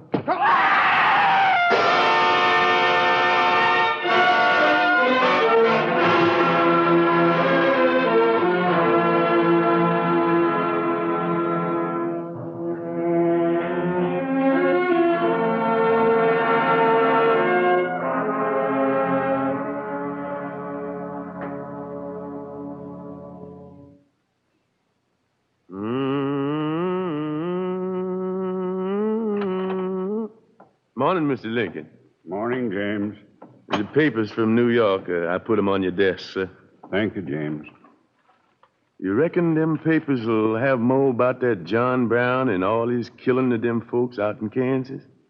James, what do you think of this John Brown? Well, I don't right know what I think about John Brown, Mr. Lincoln, sir. There's a colored man right here in Springfield. He been to school. He don't even know what to think. Well, Mr. Horace Greeley thinks he's fine. Says the Easterners ought to send him money and guns. And what do Mr. Abraham Lincoln think, sir? He's wrong, James. He's wrong. They'll be out after him like a hunted animal. No matter what he thinks is right, there can be no justification for his kind of violence and bloodshed. Yes, James, I reckon old Brown will go down in history as about the wrongest right man who ever lived.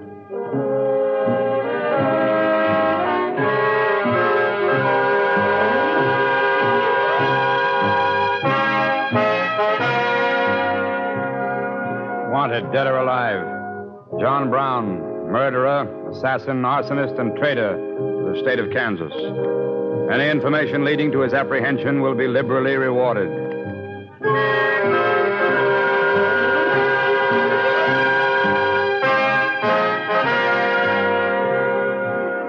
A hunted animal, and the search went on. A specter of terror and violence was abroad in the land, and men feared it, and whispered of John Brown as they would of a whirlwind of fire. But to John Brown it was the hour of vengeance. In the East, he appeared and vanished at secret meetings, rallying men to his cause.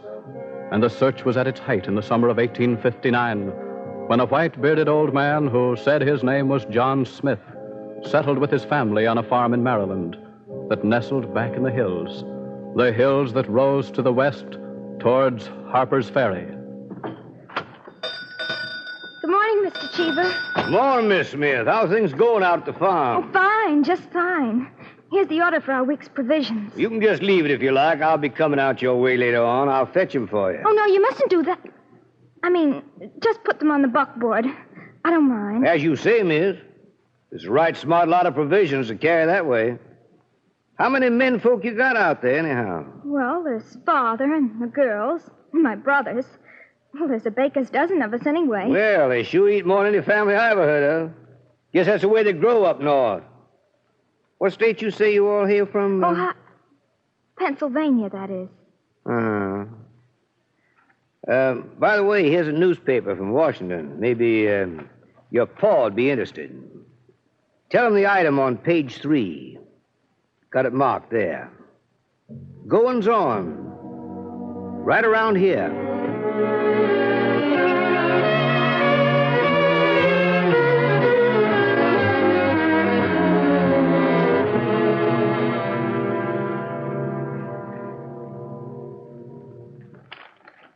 He said it was on page 3.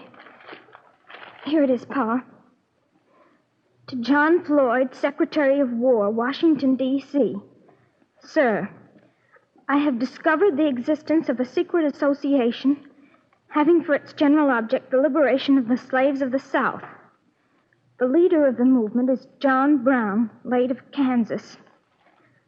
Oh, Pa, you'd better read it. But they know all about it, about Harper's Ferry. Daughter, I've told you never to say that name aloud. Sorry, Pa. But I'm afraid. Terribly afraid. The Lord will see to it that our work is done. Lord was going to see to it that we got the men and arms we need, too. Dolph Thompson, you blaspheme. Hold your tongue. Dolph's right. The abolitionists have let us down. And if we don't do something soon, we'll lose the few men we've got. Are you certain of that, Stevens? I am, sir. They're sick and tired of being cooped up in this place hiding. They'd like anything better. Anything. Very well, Stevens.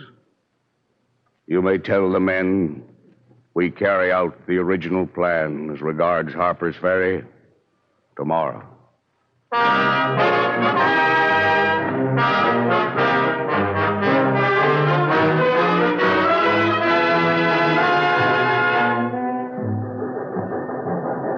The morning of October 17th, 1859.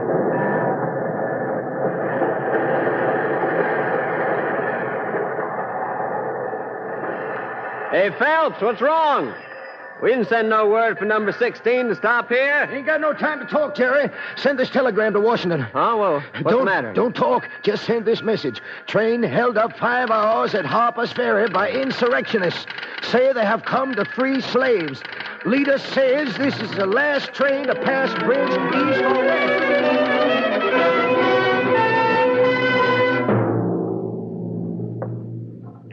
Lieutenant Stewart reporting to Colonel Robert E. Lee for duty. Here are your orders, Lieutenant. Follow them to the letter. They come direct from the President. The President? Yes. Your job is to capture the men at the West Bridge.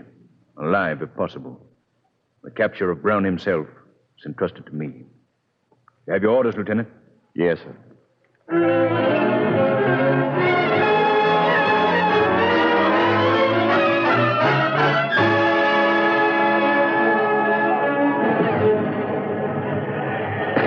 Harper's Ferry, the old engine house, the night of October 17th, 1859.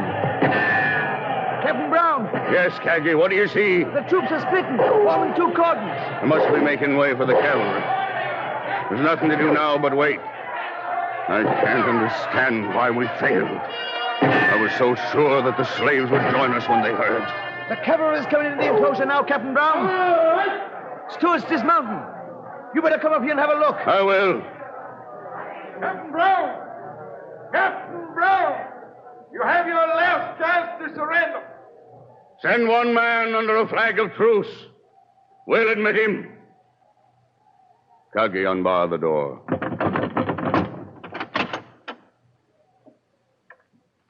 Tell me your business, sir. Colonel Robert E. Lee sends his terms for surrender in this paper. Your men will be escorted from here in safety, awaiting the orders of the President. No.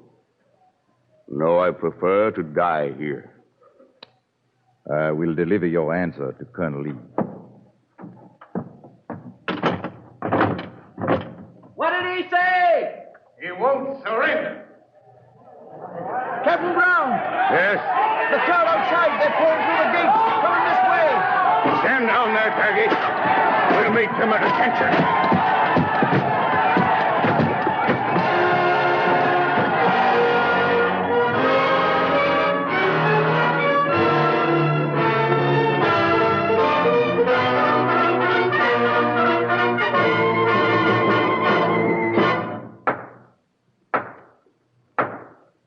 John Brown, you have been found guilty of treason, of conspiring with slaves to rebel, and of murder in the first degree.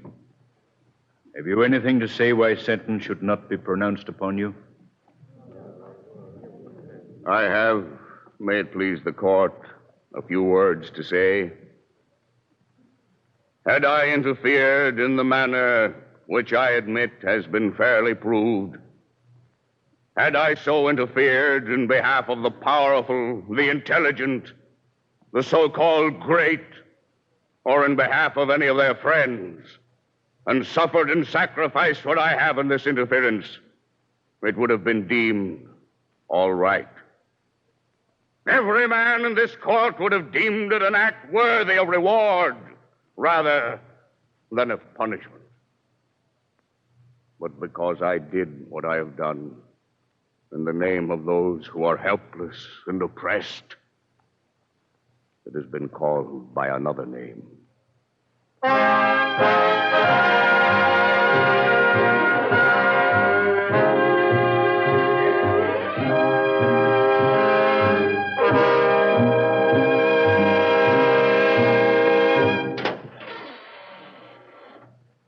In here, Governor. Captain Brown? Yes? I'm Governor Wise of Virginia. Oh, I believe we met at the first questioning. I hope they've been kind to you in the prison here. It was my instruction. Yes, very kind. I thank you all. Naturally, I cannot approve your actions nor the beliefs which prompted them, Mr. Brown. But you did what you believed was right, with courage, humanity, and integrity of purpose. I would like to shake your hand. Goodbye, John Brown. Goodbye, sir.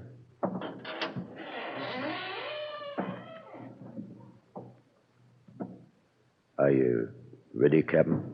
Yes, quite ready.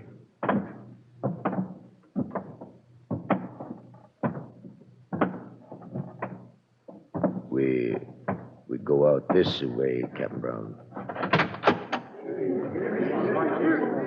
What a great crowd of people. I had no idea my hanging would be such an event. This way, Captain.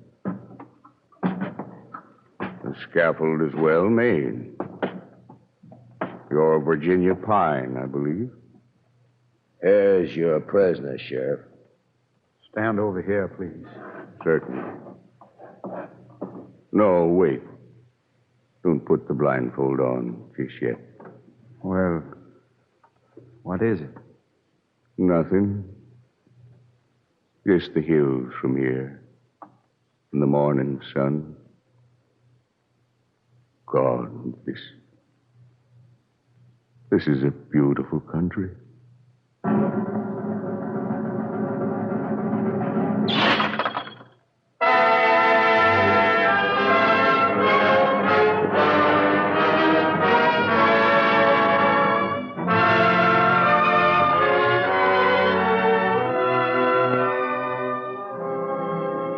John Brown of Osawatomie, a zealous firebrand who flashed across the country in an angry time. Ageless reminder that principle and conviction are the things for which men live and die. It is this spirit, shaped by time, guided by wisdom and law, that still flames in all the people of this land. And it is this spirit we salute on the Cavalcade of America.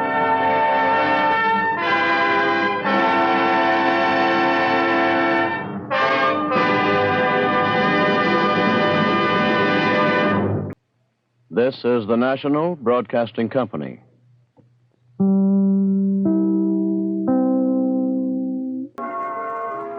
As the American cavalcade passes in review, we realize again the tremendous part played by the railroad in the building of America. But back of the railroads were men, dreamers, planners, doers, the men who helped open up the country, made it accessible to millions, bridged its rivers, tunneled its mountains, conquered its deserts. Men whom nothing could daunt in the performance of their prodigious tasks. On a June morning in 1855, we find two people in the Berkshire Mountains of Massachusetts following the ancient Mohawk Trail, worn smooth by generations of silent, moccasined feet. Herman Haupt and his young wife. Oh, Herman, dear, I'm almost exhausted. Oh, couldn't we rest for a few minutes? Oh, not now, Liebchen. Why, we're almost at the summit. Come along. Oh, my feet are so sore. Why did I ever insist on coming on this terrible journey? Now, be brave. You'll be rewarded very soon. When you see that view, all your soreness will be forgotten. Oh, wait, stop, Liebchen. What is it now? I think this is the place. Close your eyes. Tight. They are closed tight. Now, give me your hand. But don't open your eyes until I tell you. Promise. I might as well. Good. Now, this way. A few steps more.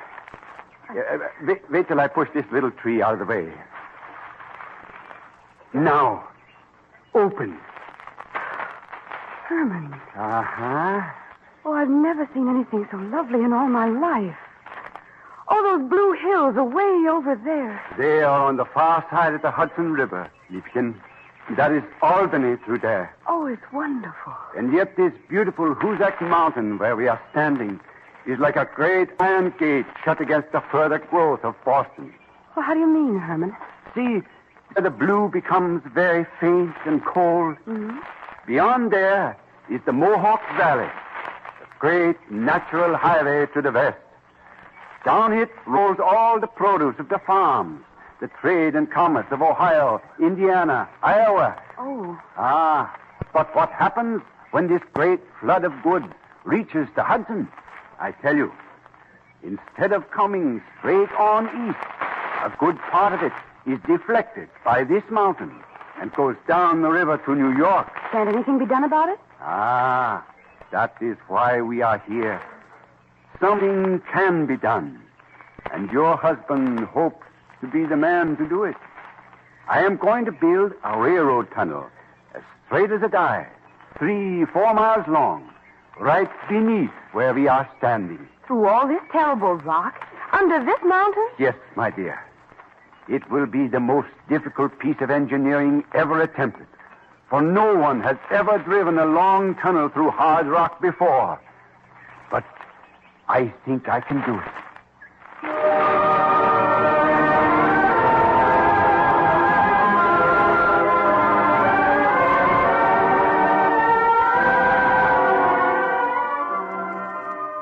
Herman Haupt's dream becomes a reality.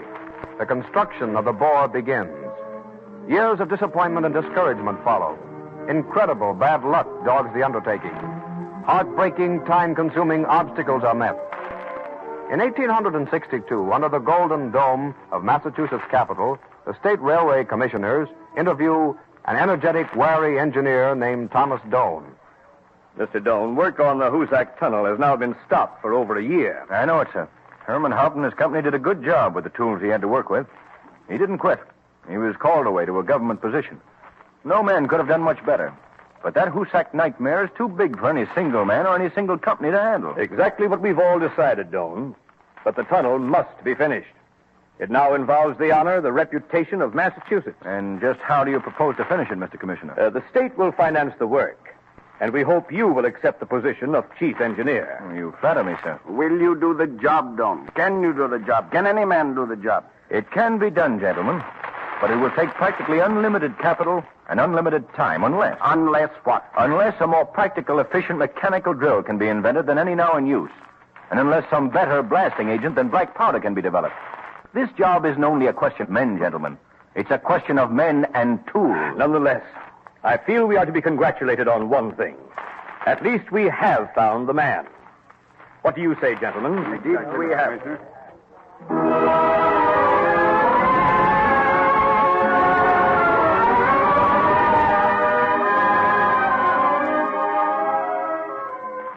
It is the summer of 1865, 3 years later. A vertical shaft has been 1,200 feet down to the heart of the mountain, and now work is proceeding simultaneously from 4 points. The east and west bores and both ways from the central shaft. One day, as the men were about to stop work,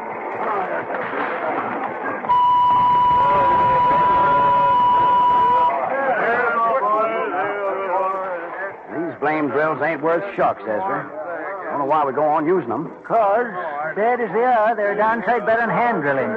Mine's got to go to the blacksmith shop again.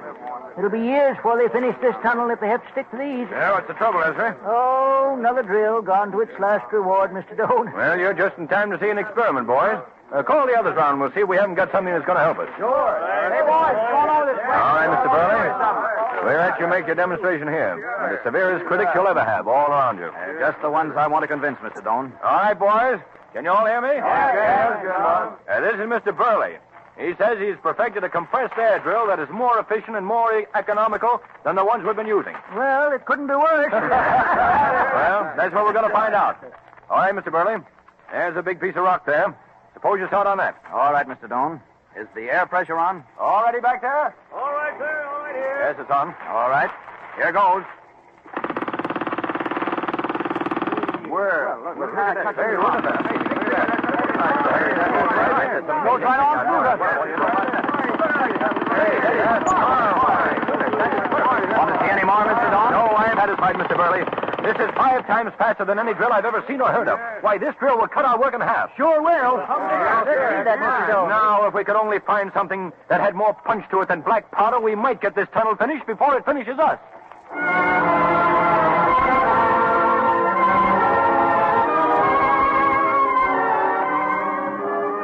the Deerfield River is dammed. New steam plants erected to compress the air for drills that have been perfected to combat the granite of the Hoosac Tunnel. The gangs fall to with new heart, but still the work progresses with discouraging slowness, and the rock faces are moved back only 2, 3, 3.5 feet a day. And then, some months later, Doane, the commissioners, engineers, gather at the tunnel's mouth to observe another engineering triumph.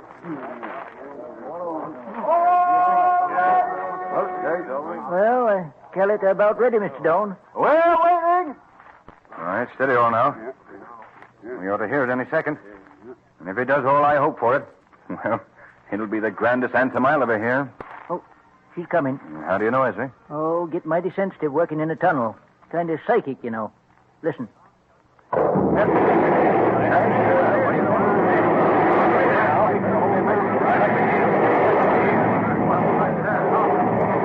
No, wait a minute, gentlemen. Don't go in there yet.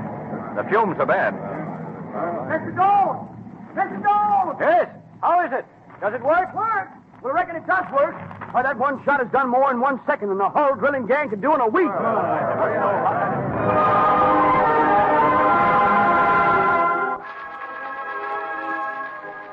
Nitroglycerin was first used in a major engineering work on the Hoosac Tunnel.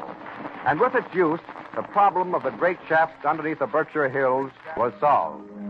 On November 27, 1873, the East and West gangs hold through with only 3/4 of an inch difference in their center line. And one cold day in 1875, a small knot of men stood by a railway locomotive near the tunnel's mouth. Her brass was gleaming, her driving gear as clean as a houndstooth.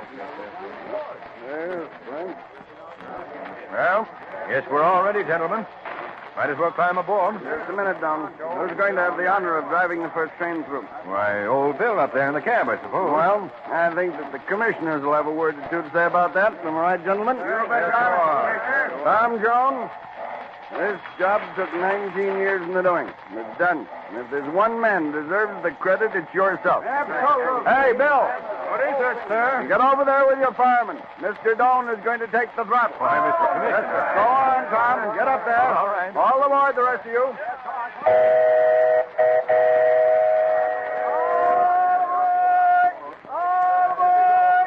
Train going west for Albany, Buffalo, Chicago, Salt Lake City, and California.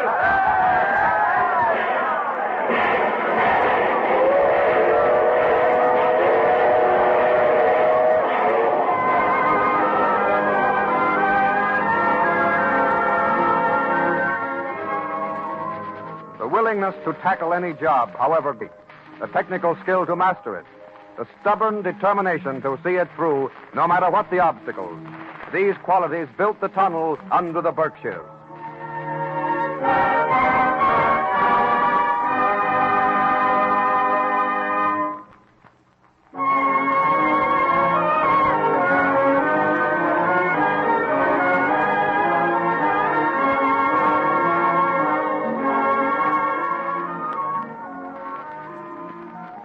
The Cavalcade of America, presented by DuPont, also shows how these same qualities helped conquer the greatest barrier of all, the Rockies. In the year 1862, President Abraham Lincoln approved a bond issue to finance the building of the first transcontinental railroad and urged land grants to serve as an incentive to its speedier completion. Two companies are formed to undertake the gigantic task, the Union Pacific working from the east, the Central Pacific from the west. January of 1863 sees preparations made at Sacramento for turning the first sod in the building of the Transcontinental Railroad. On the outskirts of the town, a crowd is gathering as Leland Sanford and Collis P. Huntington step forward to turn the first shovelful of earth in the great undertaking. Well, this crowd's feeling mighty gay, Huntington. Yes. Yes, I expect there'll be a grand bust in town tonight. Well, I'm sorry we didn't arrange for fireworks and a band. These folks are counting on a jubilation. If you want to jubilate on turning the first sod here, Stant, you can go ahead and do it. I don't. Those mountains look too ugly. And there are going to be too many months of hard labor between the first sod and the last spike. Good morning, Kelly. Good morning, son. Spade ready? Here it is, sir. All fancied up with ribbons. Well, give it to me. Well, Stanford, here goes. We start the great adventure. Make it a good one, mister. Got a long way to go, friend. All together! All right, Kelly. There it is. Now get your men to work. But, Mr. Huntington, sir, don't we knock off and hold a jamboree? We do not. We start to build the Central Pacific Railroad.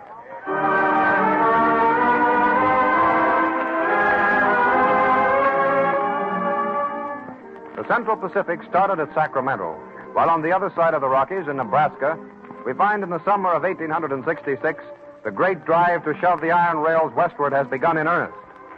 In 12 months, General Dodge laid 587 miles of track on the Union Pacific. Spring of 1867, and an army of 10,000 is spread in a long, thin line across the plains, digging, hauling, spiking, sweating. All right there. Steady, so. Come on, you bully boys. Get them rails off. Take it on the run now. Come on. All right, men. Tycoons ahead. Rails next. Gauges, spikers, follow. Go to it now. Lay them and spike them. Come on, men. All right, now get your backs into it, my buckaroos. Lay to like you meant it. Hey, you're all super somewhere by the tool shed. All right, Johnson. Hey, you devils. Keep moving till I get back now. Don't worry, Pat. We won't let you down. Morning, O'Rourke. Hey, good morning, sir. How are things going? 2.3 miles straight this morning, sir. Not enough. Any complaints? Are they feeding your supplies all right? Oh, fair enough. Them hardwood ties is raising old Nick with a pickaxe point, sir. All right, put 2 more men in the blacksmith. Yes, sir. We've got to keep moving, O'Rourke. The CP outfit are halfway through the Sierras. Once they hit the foothills on this side, it's going to be a race to see who'll get the biggest land grab. We'll lick the stuffing out of them first. Well, see that we do, O'Rourke. But you'll have to lay 6 miles a day to do it.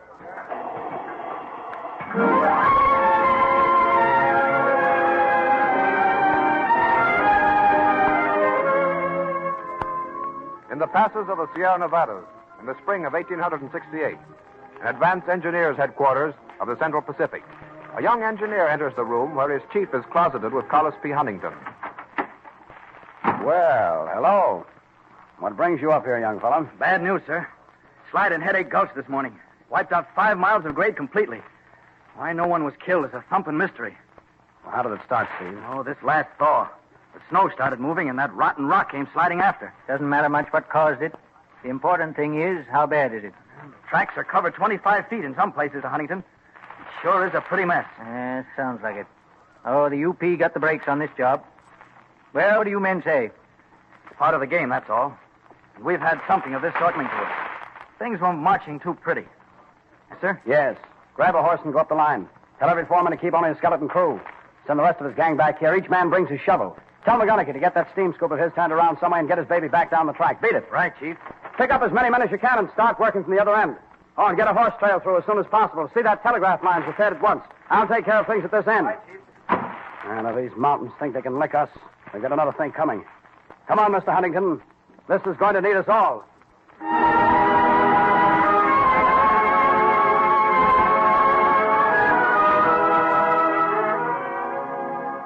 Each day sees the narrow threads of iron move closer as the rival gangs cross the state of Utah.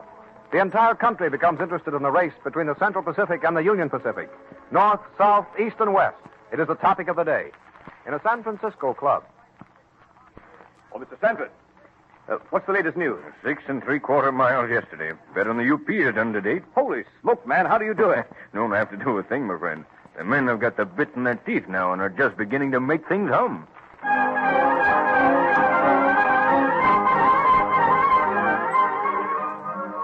Park Row, New York. Crowds waiting outside the newspaper offices 2 weeks later. Getting on to 11. They ought to have the report here soon. Or perhaps they've decided to work all night, John. They might have that, Margaret. The way they've been making the dirt fly these last few days. Yeah. Well, say, John, look. Look, there's a man climbing up onto the balcony of the post building. So there is. I hope we can hear. Quiet. Dispatch from head of rail from the west. Central Pacific lays 8 4/6 miles. Quiet. Union Pacific shatters record for all time by laying, spiking, and completing 10 2/5 miles in a single day.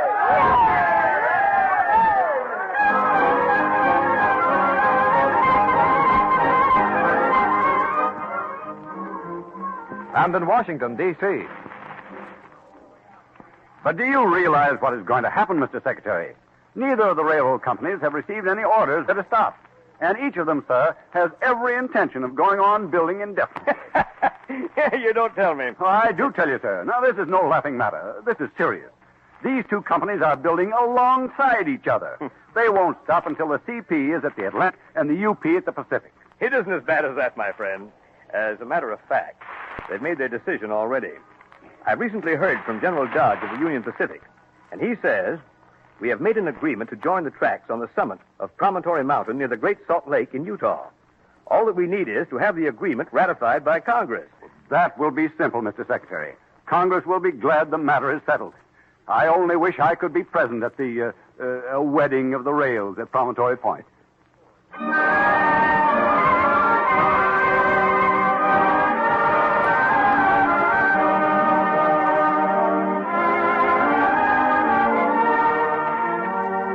Promontory Point, May 8, 1869. Hundreds crowd around 2 gleaming, wood-burning locomotives, facing each other across a few yards of open ground, where the last rails are to be laid and the gold and silver spikes driven. Indians in bright blankets, distinguished guests in frock coats and top hats, frontiersmen, miners, engineers, foremen, laborers, Make way, please. Make way. We need room here for the telegraph instrument. Step aside, please. All right. Set your key up here. Yes, sir. You won't be in the way and you can see everything. Oh, this is fine. Circuit open? Half a jiffy. All right, we're all set. All right, send this message to everybody on circuit. Keep quiet. When the last spike is driven, we will signal done. Don't break the circuit. The last spike will soon be driven. Got it? Yes, sir. All right, Mr. Durant? Yes? Are you ready, sir? Quite ready. Mr. Stanford? Ready and waiting. Very good, gentlemen. Will you step forward, please?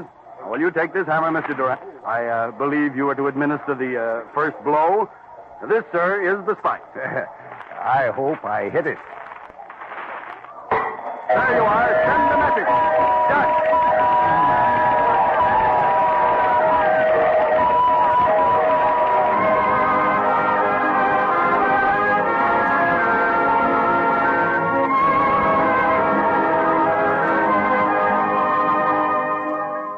The entire nation, from one end to the other, in cities and towns and villages, hailed the wedding of the rails. Initiative, courage, and indomitable determination had marked the great undertaking from its beginning. And when the two old-fashioned locomotives touched cowcatchers to prove that East and West were one, the people of America paid joyous tribute to both the accomplishment and the men who had seen it through.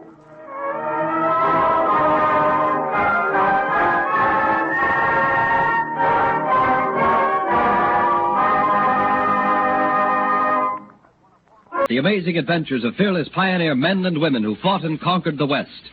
To those whose senses still throb to the memory of Pike's Peak Rush, Colorado is indeed a homeland won from the red man and nature. In 1857, some Cherokee Indians brought the word 600 miles across desert waste and mountains to Iowa that a little gold and silver had been found near Pike's Peak. Among those who immediately went in search of an easy fortune and didn't find it were D.C. Oakes, Jack Jones, and William Green Russell of Iowa.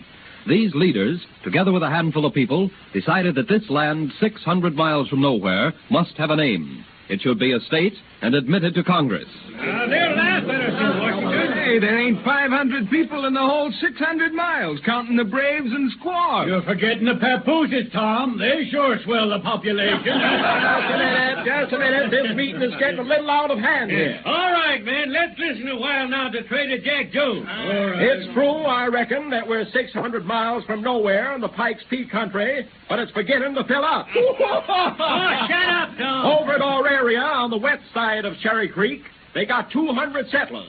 5 women, bless them. On the east side of Cherry Creek, there's St. Charles. That ain't St. Charles anymore, Jack. What's that, Oakes? We went in there this morning and found just some teepees and Indian traders. So we took it over and named it Denver in honor of Governor Denver of Kansas. I guess things move pretty fast out here at Pikes Peak. Well, anyway, I'm for giving this whole country a name, getting it organized into a territory, and sending a representative to Congress. We'll show we're on the map. They've got to admit us into the Union. How about a name for this territory? I'm for naming it in honor of the man who put over the Louisiana Purchase. A strip of land 600 miles from nowhere will now be the territory of Jefferson. Hey, Jones, what's on your mind, Oakes? Just to be on the safe side, I'm for creating a county of Arapahoe, which will include the whole of western Kansas, and send a representative to the Kansas legislature. Then we've got representation one place or the other. Good idea. How are we going to get more people to come out here to Denver in the territory of Jefferson? I'm leaving for home next week. I'll get out a pamphlet and spread it all over the country, from the Missouri River to the Atlantic coast. If anybody can put that over, it's the man standing right there, D.C. Oakes. Oakes, go do it, Oakes. I can put over this gold rush, which is dying on its feet, and a land boom, too. I can make Denver a real city and the territory of Jefferson a state.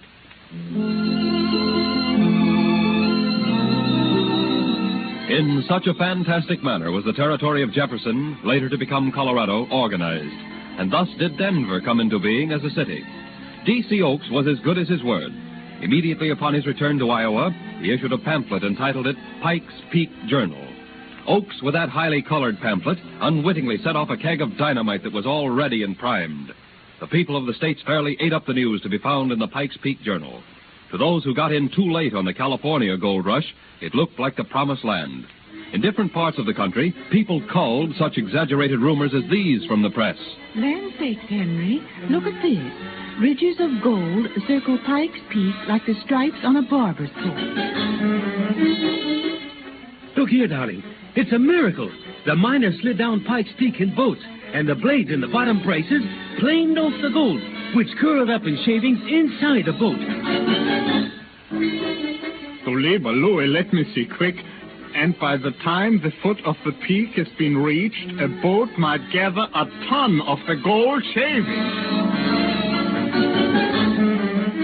There have arrived in Lawrence and Leavenworth and Council Bluffs and St. Joe barrels of gold from Pike's Peak Mine.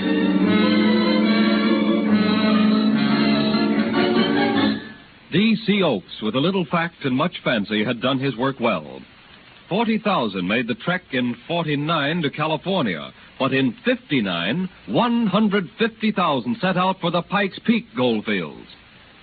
The jumping-off points of Leavenworth, Kansas, St. Joseph, Missouri, and Council Bluff, Iowa, were jammed with wagons and carts bearing signs like these.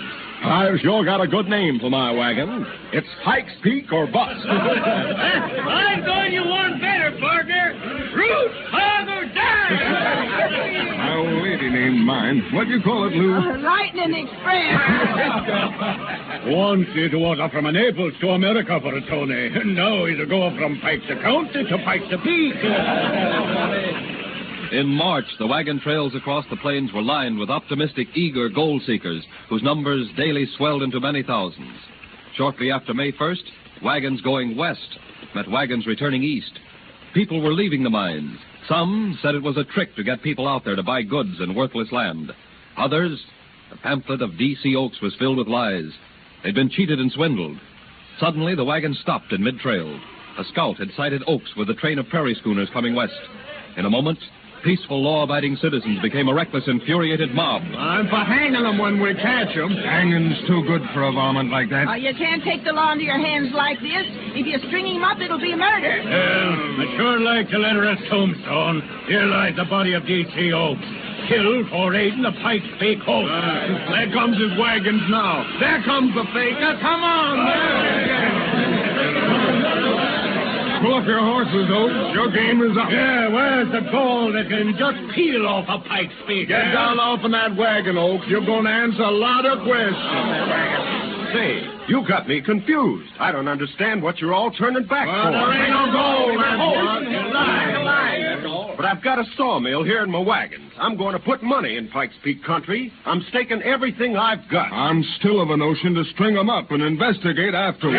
You've got to have faith in a new country. I never said you'd find gold in the streets. If the papers lied, it's not my fault. He's sure enough got his sawmill in here. Oh, let him go on. If it's bad, it'll be bad for him, too. Come on with me. I'll show you where the gold is. The territory of Jefferson's got a future, I tell you. Denver will be a great city. Better get along, Oakes, before we changes our minds. This time. Get on, you faker, you, and when you ride home, don't you dare tell the folks you found gold growing on trees. Oh, well, let's see. Get up. Pikes Peak or bust. Guess we can put that motto in mothballs for many a day to come.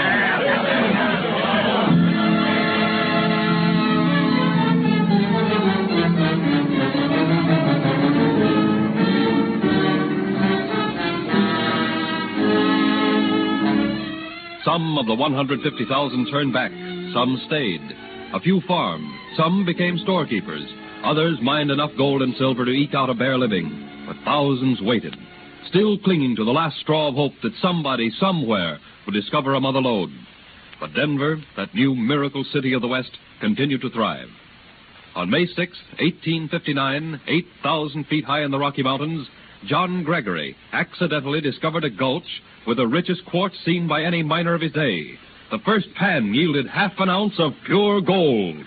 Hooray! This is the stuff. This mountain's full of it. Better pan another run of it, just to make sure. Ain't no need to try that, but if it makes you happy, here goes. There she is. Another $8 pan. Wilk, we're rich. The news spread like wildfire. Denver and our area were emptied in the short span from sundown to sunrise.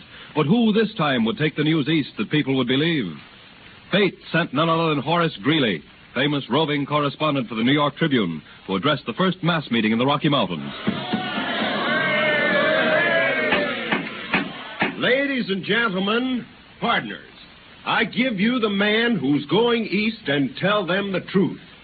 That great and wonderful editor and writer, and our friend, Mr. Horace Greeley. I can go back east and tell them the truth about this gold rush. I've seen with my own eyes gold and oyster cans and buckskin sacks coming out of the mountains. The East needs your gold. The West needs supplies. Gold is a fine slogan, but I'll give them one better, especially for the youth of the nation. I'll tell them, if they want a future, want to grow up with a new country, to go west, young man. Go west.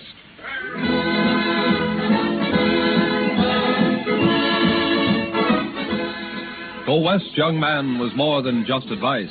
It became a battle cry taken up by youths all over the land. It was more.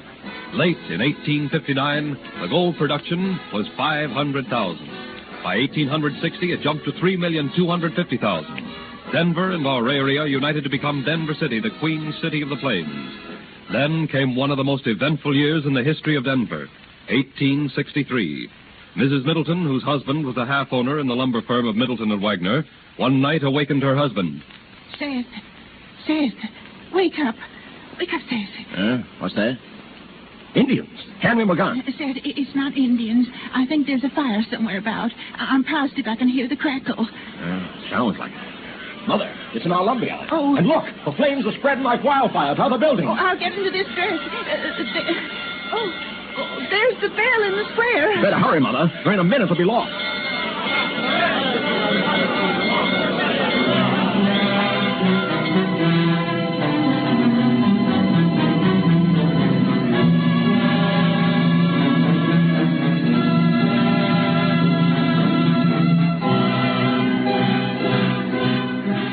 Mother, we're licked.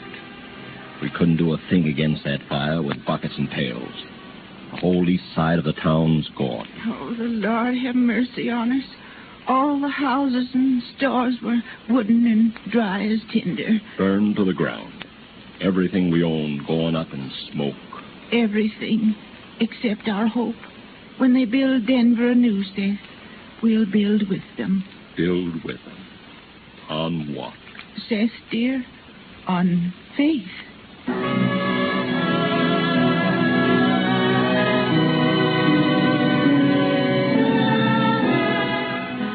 Not alone did the Middletons build on faith, but every soul in East Denver.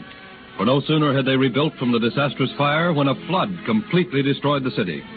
Many believed the last day was at hand, and that they were being called to judgment. But such sturdy stock as had originally founded Denver survived fire, flood, famine, and Indian attacks. Then came the proudest day in Denver's life. On August 1st, 1876, Colorado was saluted as a State of the Union, and Denver a famous historical city. And so, another thrilling chapter is enacted in the lives of famous frontier fighters of the rugged West. Of the many distinguished immigrants who have come to America, none contributed so much that was vital and necessary in our expanding era than a man who fought lawlessness and injustice long before the days of scientifically specialized criminal detection. With his great and ingenious brain and his fervent zeal, he was one of the original contributors to the permanent enforcement of law and order among our people. His name was Allan Pinkerton.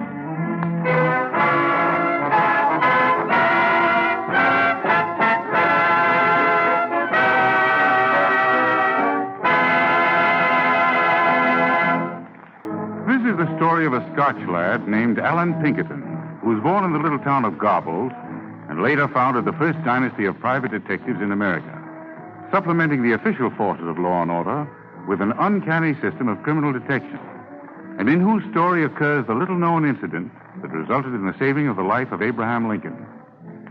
Very early in life, Allan Pinkerton received his first impression of the dark terror of lawlessness. He was only 9 years old. The Pinkerton family was then living in Glasgow, where Allan's father was a sergeant of police. And one night in the murky streets of the old city... Come. Hurry. Aye, at once. It's time. Ready? Aye. Tell your man we're on our way to the square. Aye, I will.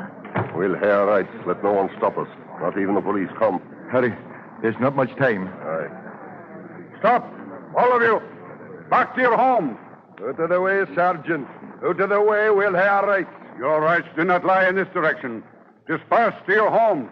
Pass them over. Right, kill him. Knock him down. Now you may go over me, but you'll not go past me. There'll be no... Away, you! Then hit him again. Have you not done enough knocking him down like that? Who are you? My name's Alan Pinkerton.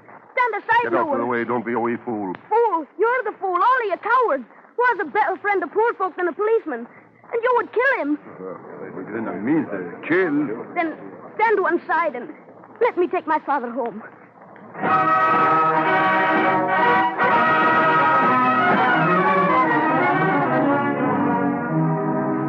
That's the beginning of our story. Its criminal thread doesn't resume again for some time.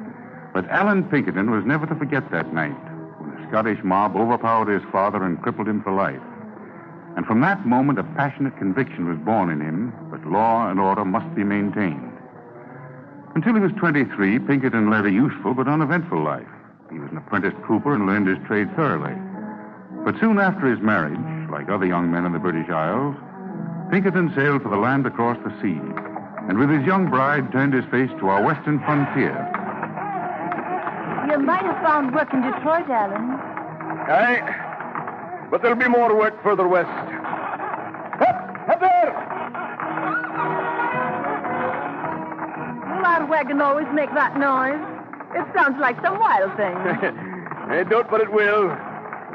They call these Conestoga wagons. Wooden axles and all. And they have the reputation of being very noisy. Alan, must we go all the way to Chicago? Ah, tut, lass. Isn't it more than 300 miles? Up there!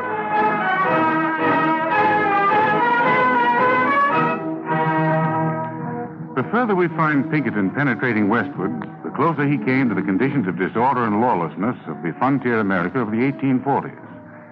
This was an era of bad money in the West. Counterfeiters and coiners grew on every bush, and there were no agencies other than the local police forces to cope with them. It was a bewildering time for tradesmen and farmers alike. This wave of counterfeiting began to arouse Pinkerton's boyhood hatred of injustice and lawlessness. He'd gone from Chicago to Dundee, Illinois, and there set up as the town's first cooper with no thought of becoming a detective. But one day, while he was at the local blacksmith shop, a stranger drove up. Hi there! Whoa! Howdy, folks. Hi, stranger. Well, I can't let her live. Say, you fellas know where Mr. Crane resides? Crane? Just a minute, Steve. You can point out the way to this gentleman. Just you go ahead outside, mister, and I'll show you what you want to know. Well, now, I certainly would appreciate that. Steve, isn't Crane the man that was mixed up in that horse stealing a while back? Well, Alan, that's what they say. Fine. That's all I want to know. Now, mister, just point out the way to Crane's. You sure somebody else wouldn't do just as well? What you mean? You dealing the stuff? I do when I can get first-rate stuff. I work it off in my hands when I pay off Saturday night. That's the way. I got first-rate stuff if you're a square man. You've been dealing with Crane, haven't you? Yes, but Crane's got sort of poorly. Don't seem to take no interest. I could use a no man. That's me. What you charge? Well, I'll let you have $1,000 for $250. Oh, that's high. No, not for this it ain't. Can't tell this from the real thing. I'll tell you what. Meet me at the new church over at Elgin, about 5 miles from here. It's nae finished yet, and I'll see you there at 4 tomorrow afternoon. At home back in Vermont, I'm a mighty steady churchgoer. I'll have to remember to tell the deacon I helped dedicate a church back here in Illinois. It's a deal, then? Well, looks like it's going to be.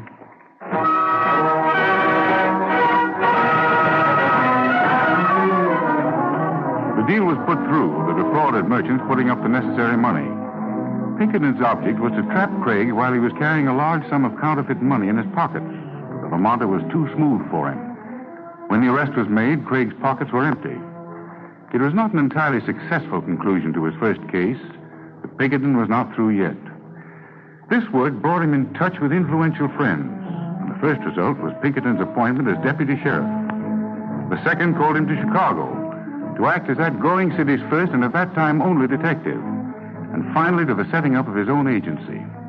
Certain of the original rules of that agency, first set down in 1850, still stand as a criterion of what such rules should be. So you want a job with me, do you? I'd like it, Mr. Pinkerton. What are the rules? Well, the first one is no gratuity of any kind. Oh, I don't take bribes. I'm not talking about bribes. If I thought you'd take one, you'd be out of this office now. I mean any tip from a client for extra service. And more than that, I mean any reward. You work for your pay, and that's all. Well, I guess I can stand that. There's no guessing about it. You'll have to. And furthermore, I don't want any operative of mine to ask for or to have any personal publicity. It just gives their names and pictures to the crooks they're after. I see.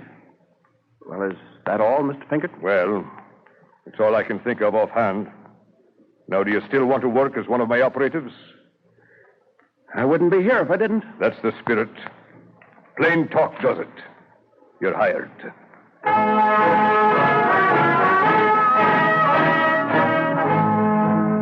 Unlike a good detective story, the story of a good detective lacks a well-rounded plot.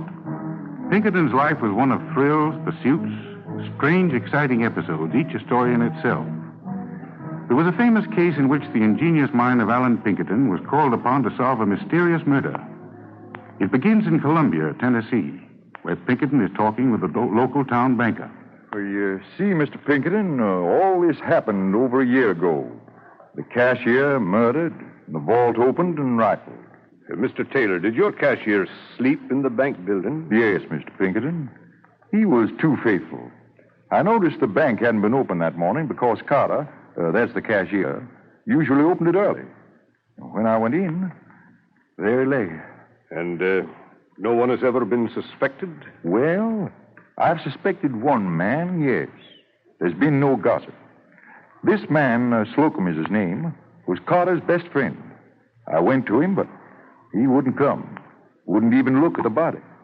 Is there anything else? Yes. I noticed that some papers had been burned in the fireplace of the bank.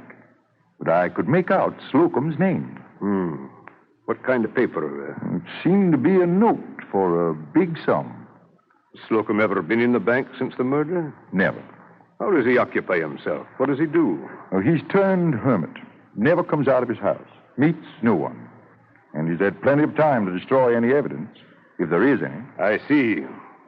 Well, there's one thing he can't destroy, and that's his conscience. The time will come when he'll need to talk to someone. And that's the time we'll get him.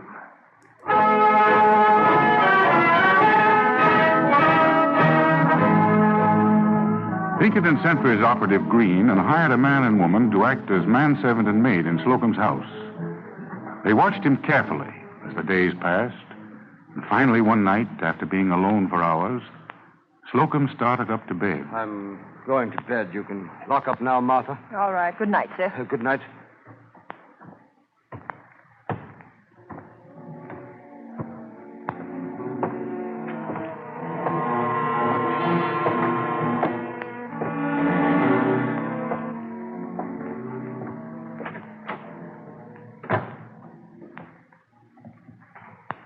Slocum? What? Slocum? What's that? Did anyone call me? Slocum? What is it? What is it? Confess. Confess? What? Who is it? Carter. Carter. Carter. Carter. No! No! No!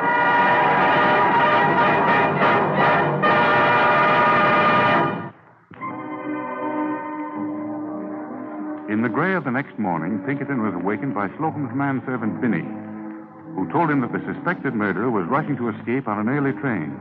Pinkerton dispatched an operative who boarded the train, and shortly after got aboard himself.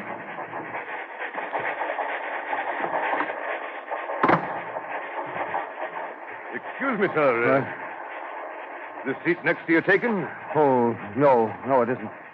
I'll just sit down if you don't mind. It's all right. Nice smell the country has in the early morning, isn't it? Smell? I don't smell anything. Dick. God, what is that smell? Why, I was just No, saying... I don't mean the country.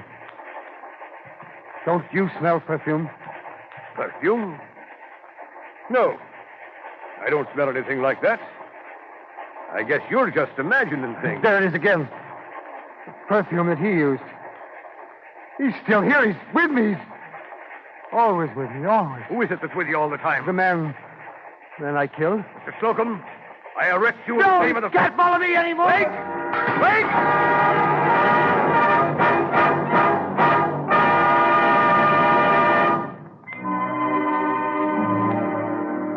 In that case, Pinkerton definitely established his method of using psychology in solving criminal cases. It illustrates his uncanny intuition, his lightning-like play of imagination, and his daring. These are qualities that go to make the born detective. But the real reason we are honoring Alan Pinkerton tonight is because of the part he played in saving the life of Abraham Lincoln, whose birthday the nation celebrates today. For Lincoln might not have been inaugurated in 1861 if it hadn't been for Alan Pinkerton. It's the most famous story of his career and begins in a smoky basement room in Baltimore shortly after Lincoln's election. A group of about 20 men are seated around a table in the dim glow of a single flickering gas jet. Gentlemen, in a moment, the room will be dark. There's a box already prepared containing a ballot for every man present. Whoever draws the red ballot will be the one chosen to perform the secret duty. That choice will not be known, Captain Fernandina? No one, not even among ourselves, will know his identity. Are you sure that one man is enough for the task?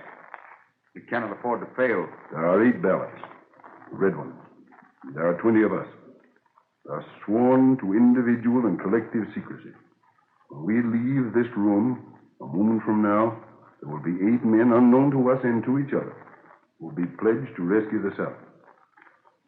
Gentlemen, I am about to put out the light. Are you all ready? Yes, we're all ready. I will now pass to each one of you the ballot box containing the marked wooden balls. Number 1, number 2, number 3, number 4, number 5, number 6, number 7.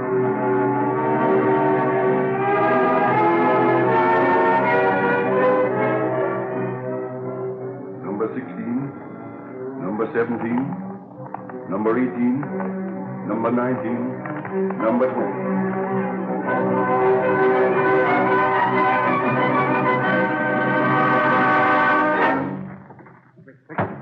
I'm back. What happened, Davis? I drew one of the red ballots myself. Good. Our job now is to find out who drew the other 7.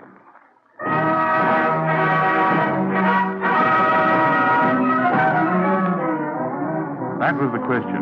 Who were the other 7? To arrest all of the 20 would have provoked an outbreak that it was best to avoid. But Abraham Lincoln's life must be saved. Mr. Lincoln was on his way to Washington to be inaugurated, and the danger to him would come when he passed through Baltimore. Pinkerton called on the president-elect in his suite at the Continental Hotel in Philadelphia and told him of the plot. And do I understand, Mr. Pinkerton, that my life is chiefly threatened by this half-crazed foreigner? Fernandina only talks like a maniac, Mr. President. The man is dangerous, and there are others. But why? Why do they want to kill me? It's impossible almost to explain to you, Mr. Lincoln. The fanatical hatred of you that we found. You must change trains when you go through Baltimore, sir. You will not be given an opportunity to defend yourself. And my friends, those who are with me? They'll be buried with you, sir. I need hardly point out to you, Mr. Lincoln, the disastrous effect on the nation such a calamity would have. I do not put it on personal ground, but, sir, you must be inaugurated. Yes. I'm not Abraham Lincoln any longer. I'm President of the United States. Gentlemen, I'm in your hands. What do you propose, Mr. Pinkerton? To take you on to Washington this very night, Mr. President, before they are prepared. Oh, I'm afraid that won't do. Tomorrow morning, I've promised to raise the flag over Independence Hall. After that, to visit the legislature at Harrisburg. Whatever the cost, those 2 promises I must fulfill. And we'll see that you fulfill them, Mr. Lincoln.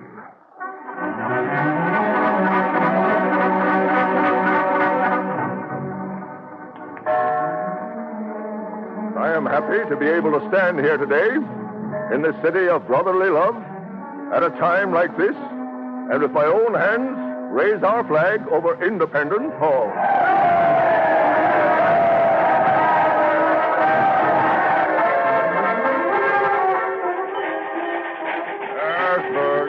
Harrisburg. After you visit the legislature here, Mr. President, we'll leave Harrisburg tonight instead of tomorrow. When we get back to Philadelphia again, we'll board the train for Washington. Very well, Mr. Pinkerton.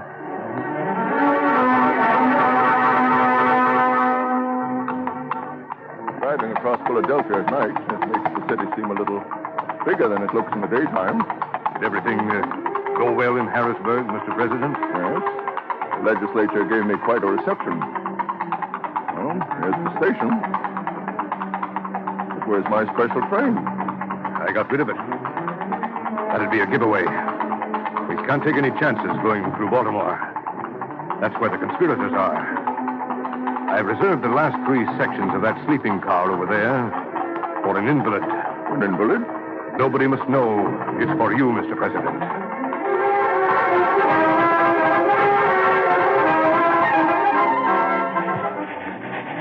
Conductor. Yes, sir? Will there be much delay in Baltimore for that western train that connects with us before we go on to Washington? We just had a report. That train's 2 hours late, sir. We'll have to wait in Baltimore more than 2 hours.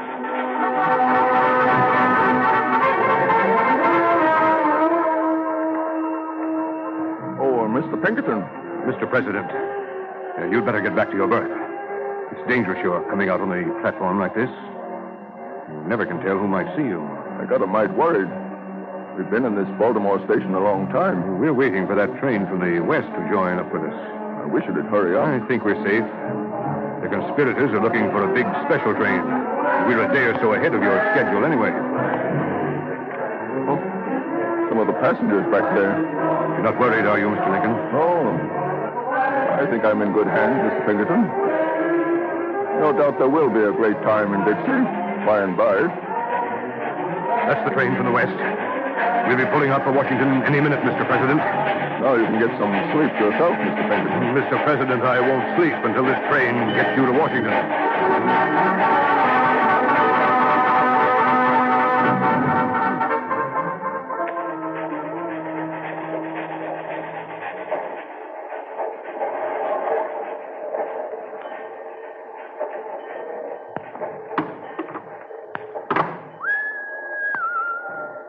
All's well.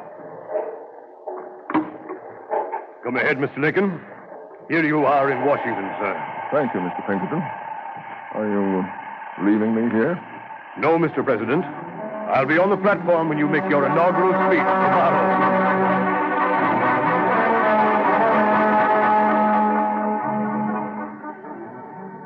I hold that in contemplation of universal law and of the Constitution, the union of these states is perpetual. Perpetuity is implied, if not expressed, in the fundamental law of all national governments. It is safe to assert that no government ever had a provision in its organic law for its own termination. Continue to execute all the express provisions of our national government, and the union will endure forever.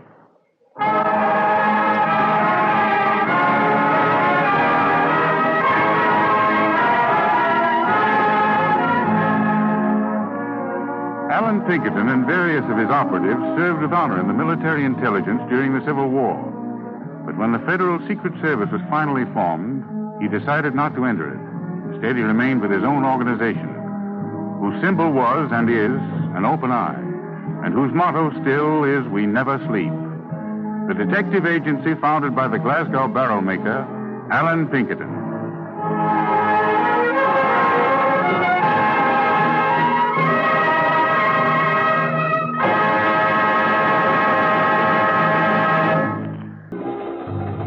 It is the year 1859. In one of the coaches of a train bound for Columbia, Tennessee, a man sits looking calmly at the countryside.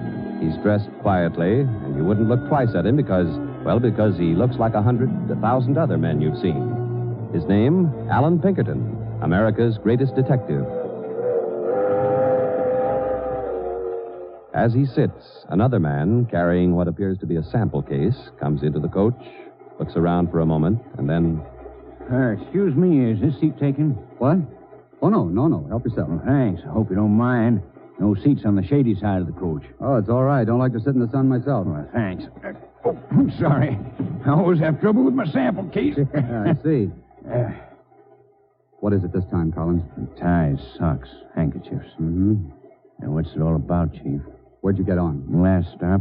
Took a local and caught this train from there. Good. Collins, I'm going through with the case. Yeah, that's what I figured, Chief. All right, what's my job? I don't know yet, but I'll have some use for you. Yeah, but Mr. Pinkerton... Quillen. J.B. Quillen. What? Well, that's my name, get it? Oh, yeah, all right. A businessman. Retired. Health reasons. Good enough, Mr. Quillen. You stay at the hotel in Columbia. Mm-hmm. And you? A boarding house, I think. For how long? Well, I don't know. Depends on how tough this will be. Plenty tough, Chief. Case is a year old. Trail's as cold as a dog's nose. Yeah, I know. Well, I'll dig around until I find a lead. Well, what kind of a lead in a case that's growing a beard? Oh, that's my job, Collins. Now, when we get to Columbia, you get off first. Go directly to the hotel. Sit tight, and I'll contact you.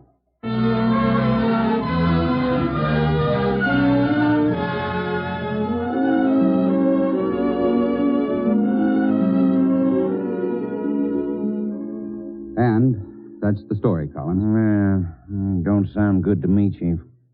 Not a lead. Not a single lead. Well, a bank robbery and murder that happened over a year ago? What can you expect? Well, I don't know. Something, anything. There must be something.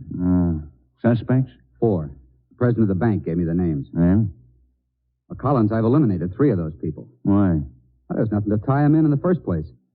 All the local police had to go on was suspicion. Well, that's not much. But how about the 4th suspect? A man named Samuel Arthur. Anything on him? No, nothing. Nothing at all. But look, if Arthur's guilty, if you think he's the one, you gotta have something. What about the money from the robbery? Not a penny of it's shown up. That's why I believe the job was pulled by someone in this town. Someone who was afraid to leave. Someone who killed the watchman Walters and then got panicky. Panicky? A murderer who's played doggo for a year isn't exactly panicky. He's smart. Waiting for the time he can leave. Collins, I'm changing boarding houses. Cooking bad at the one you're in now? No, the hunting's bad. Samuel Arthur stays at Mrs. Holly's boarding house. Here's the address. All right. What's next? I'm going to find one lead, one clue that'll give me a toehold. I'll see you later.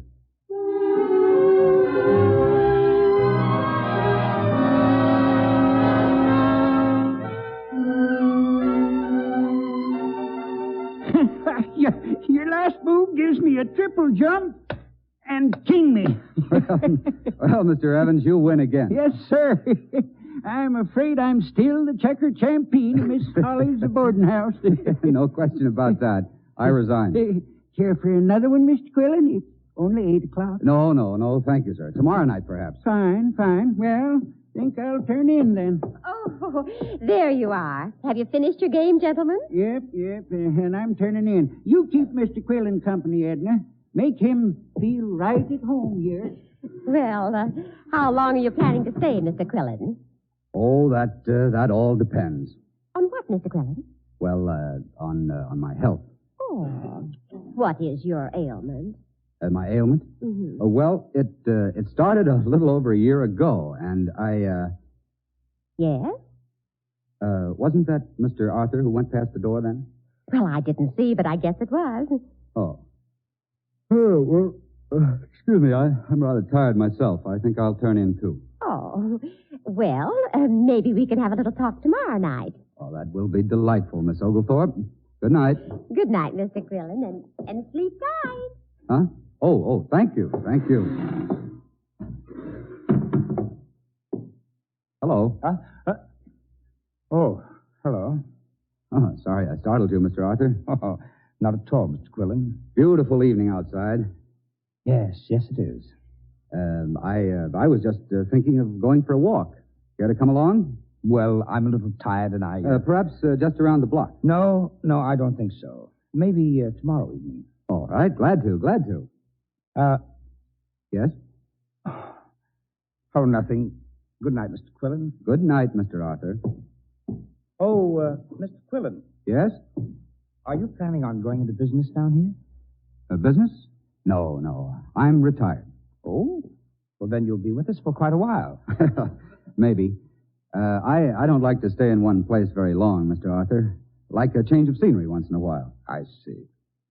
Well, I'll see you tomorrow. Good night. Good night, Mr. Arthur. Why, Mr. Quillen, I thought you'd gone upstairs. Yes, well, I met Mr. Arthur. Stopped for a little chat with him. He's very nice, isn't he? Oh, yes, very nice. We're all so fond of him. Has he been living here long? Well, I think about 5 months. Oh. What does Mr. Evans do for a living? Nothing at all. I think he came into a little money some time ago. Oh, but there, I mustn't gossip, must I? Well, no harm in that. No. Well, Mr. Arthur doesn't work either. Oh, retired. Well, it's hard to say, Mr. Quillen. I suppose he had some money saved up in... Oh, there I go again. It's all right. Well, good night. I'll see you tomorrow. Of course. We must have a longer talk sometime.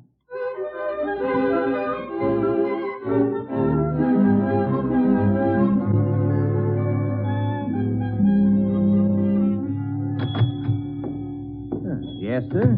What can I do for you? Do you have cigars? Yes, sir. Any special kind you want? Well, let's see. 2 of these, please. Yes. Well, nice store you've got here. Thank you.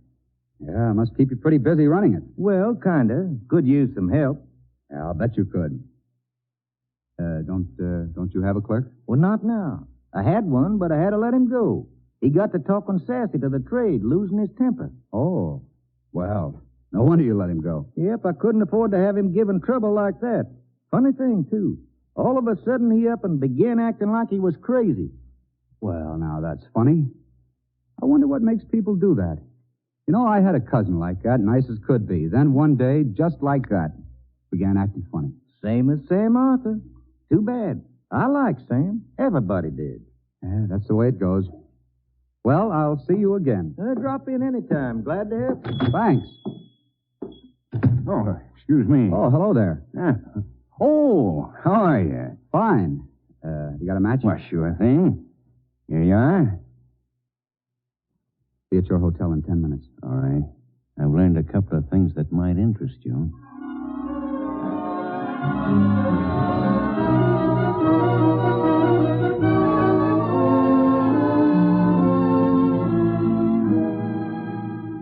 And he was fired from his job because he got touchy and irritable. Oh, I see. Well, I learned he's been keeping to himself. Won't have a thing to do with anybody. Mm-hmm. Everybody seemed to like him before, though. Collins, suppose Sam Arthur has something on his mind, on his conscience. Or suppose he has. What can we do about it? Find out what it is? Well, how? If he's guilty, which we don't know, he's kept it to himself for a year now. Yeah, but that sudden break from his old life. Collins, I'm convinced his conscience is working on him. Well, if it didn't make him break in a year, it won't break him now. Yeah, I know that. We've got to work on him. Yeah, but you can't do that without getting him suspicious. Start asking a guy like that some questions, and he'd shut up like a clam. You know that, Chief. We've had him before. Conscience is a funny thing, Collins. So's the instinct for self-preservation. Just let Sam Arthur get the slightest hint you're after him, and you won't be able to touch him with a 10-foot pole. Look, I've got a job for you. You'll have to go about it quietly, too. All right, what is it? Find out all you can about... But I did. There's nothing about Sam Arthur you don't know already. I'm not talking about him. I want you to find out all you can about Ben Walters. Walters? But he's the murdered bank watchman. I know it. I've known that for a long time, Collins. Oh, yeah. I'm sorry. All right, but what good's it going to do? You ever hear of psychology? Psychology? Never heard of it. You will. We'll use that and a little American ingenuity. Great combination, Collins. Now go to it.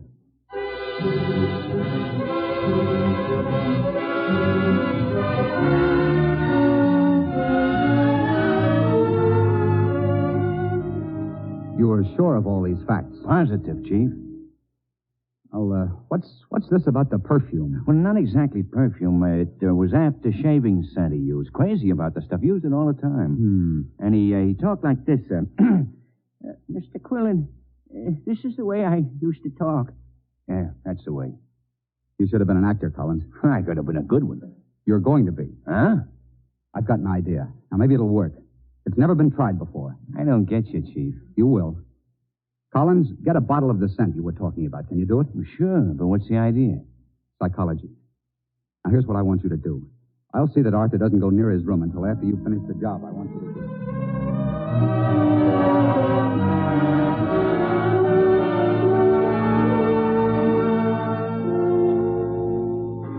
Oh, Mr. Arthur. Huh? Oh, hello, Quillen. You, want some company on your walk? Well, I wasn't going very far. Just out for a breath of air. Well, so was I. Confidentially, Miss Oglethorpe was waiting for me. I see. She likes to talk. That she does. She doesn't care what she talks about either. No, just as long as she talks. You sleep well last night? Sleep? Well, of course. Why did you ask that? Oh, it was so hot. I was restless all night. I heard you, and I thought you were restless, too. Almost dropped over to see you. No, I wasn't restless. No? Well, I guess I heard something else. Heard something? What? Oh, nothing.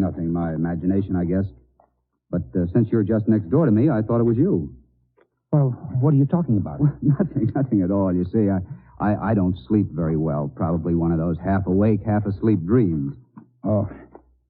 What was it you heard? Oh, some sort of mumbling, like a person talking in his sleep. It wasn't I. No, probably not. No, I've never talked in my sleep. Well, I didn't say you did. I was just mentioning it. Forget it. It was more than likely it was me. Well, I've got to leave you here. Oh, that's too bad. Yes, I've got to get something at the store. Well, I'll walk with you. Oh, please, I'm going to stop and see a friend. Oh, well, then I won't trail along then. Good night. Good night, Quillen. I'll see you tomorrow. That was pretty smart of you, Chief. You trailed us, huh, Collins? Sure. Now what? How'd you do back in his room? Oh, fine. No trouble getting in at all. The lock and the connecting door between his room and yours was a cinch. All right. Let's get back before he does. I'll go first. I'll let you in when the coast is clear.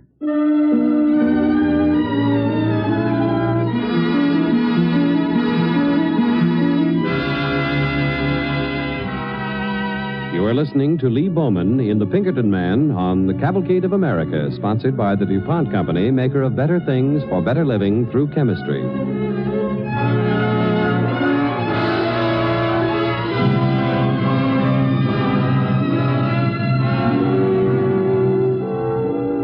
As the second part of our story opens, Alan Pinkerton is trying to break a year-old murder and robbery case in Columbia, Tennessee. Certain that a man named Sam Arthur is guilty, Pinkerton is working on him. And Pinkerton's plan seems to be succeeding, for he and Collins listen to an argument going on outside his room. Really, Mr. Arthur, it's absolutely ridiculous. I know what I'm talking about, Mrs. Holly. And don't shout at me. I'm not deaf. And I don't like your insinuations that someone in this house was in your room. Well, someone was. I tell you, someone was in my room. Dora was in to clean. Dora doesn't have to go into my dresser. Now you listen to me. Dora's been with me for 15 years. She's a good girl. I tell you, somebody was in my room. I told you it was only Dora. If you don't like things the way they are around here, Mr. Arthur, you can leave now, tonight, this minute. Oh, never mind. Forget what I said. Good night. I believe it's starting to work, Collins. Maybe you're right, Chief. Yes, I think so, but it's not enough yet. Hey, where are you going? Stay here. I'm going to see him. Now.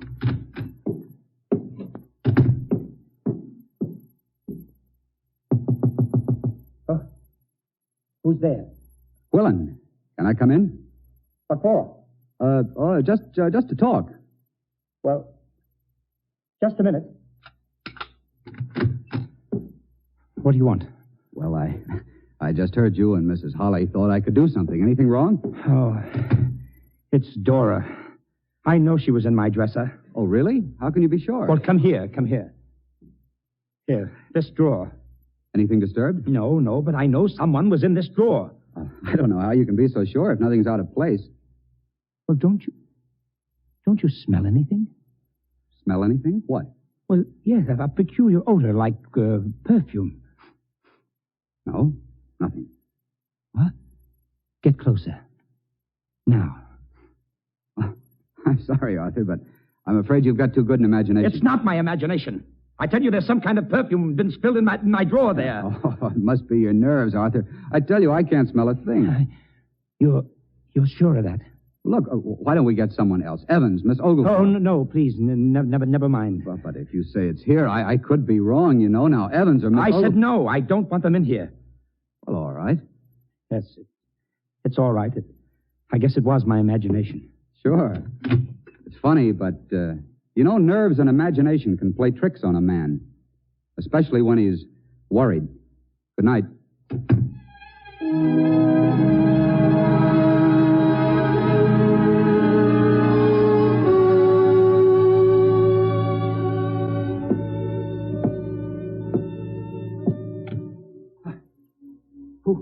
Who's there?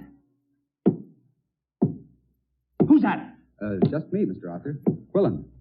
Oh, you. Why didn't you answer the first time? Well, it's after 2 in the morning. I didn't want to speak loudly. Too hot to sleep, eh? For me, too. Yes, I came down to the veranda to get some air. It's not too cool here either. Sultry. It's one of those nights you read about. You know, the kind that makes you feel something's going to happen. The still, quiet air. The heavy humidity. Even the crickets are quiet. You were going to say something? No. Nothing. Just look at that sky. Not a star showing. No breeze. Nothing. Just deadly quiet. I can see for myself. Oh, sorry.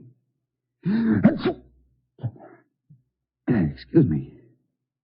Your handkerchief. What? Handkerchief? What about it? That's where it comes from. You use it. You use it. Use what? What are you talking about? That scent. That's where it came from. It wasn't in my room. It was yours. Scent? On my handkerchief? Oh, no, absolutely not. Never use scent. I can't stand the stuff. It's coming from your handkerchief now. I smelled it when you pulled it out. It wasn't here before. Oh, now look here, Arthur. I never use scent. I don't smell anything. No. No, I don't believe in things like that. You don't believe in things like what? Man, your nerves are bad. It's not my nerves. I tell you, it's not my nerves.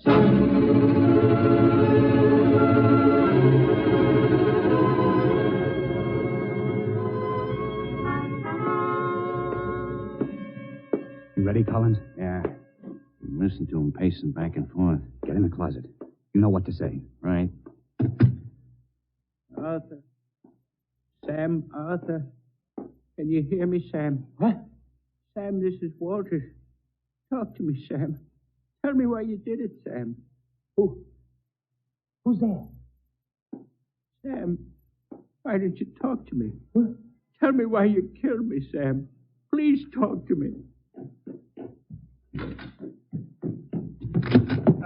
Arthur, what the devil's the idea of bursting into my room? Who are you talking to? Talking? Me? You're crazy. There's somebody in here with you. There's somebody in that closet. Oh, you are crazy. Why should anyone be in there? You were talking to someone. All right. So I was talking to someone. Someone in that closet. Go ahead and look in. See who it was. Well, go on. Satisfy yourself. Or do you want me to open it for you? No. No, please. Please don't open. No. Come on out, Collins. He's ready to make a break for it. Yeah, he almost looked in. No, he didn't dare. He was afraid he wouldn't see anyone. Hey, he's running away. Yes, I thought he would. All right. The next train doesn't leave Columbia for an hour. And in that hour, we've got to hire 2 men and plant them on that train with Arthur. Come on.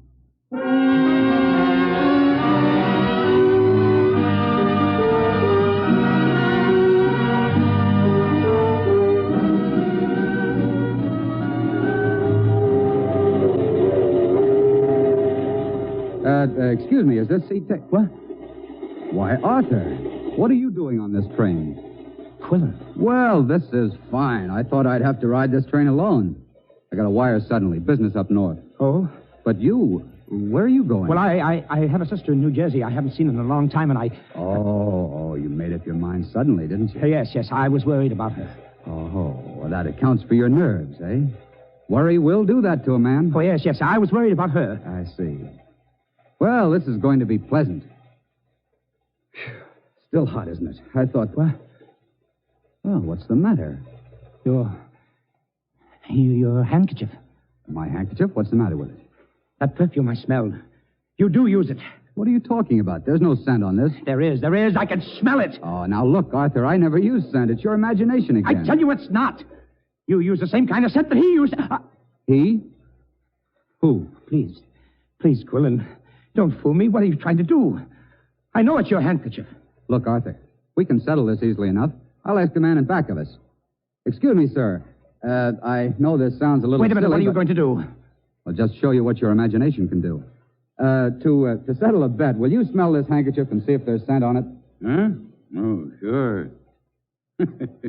Nothing on that handkerchief. What? There, you see, Arthur? Give me that. Sure. Ask that man across from us. Mister, I beg your pardon, please. Yes? There's scent on this handkerchief. Will you please tell me what kind? You crazy? No, please. Please, just smell it. Why? All right. Nope. I can't smell anything. What? Satisfied, Arthur?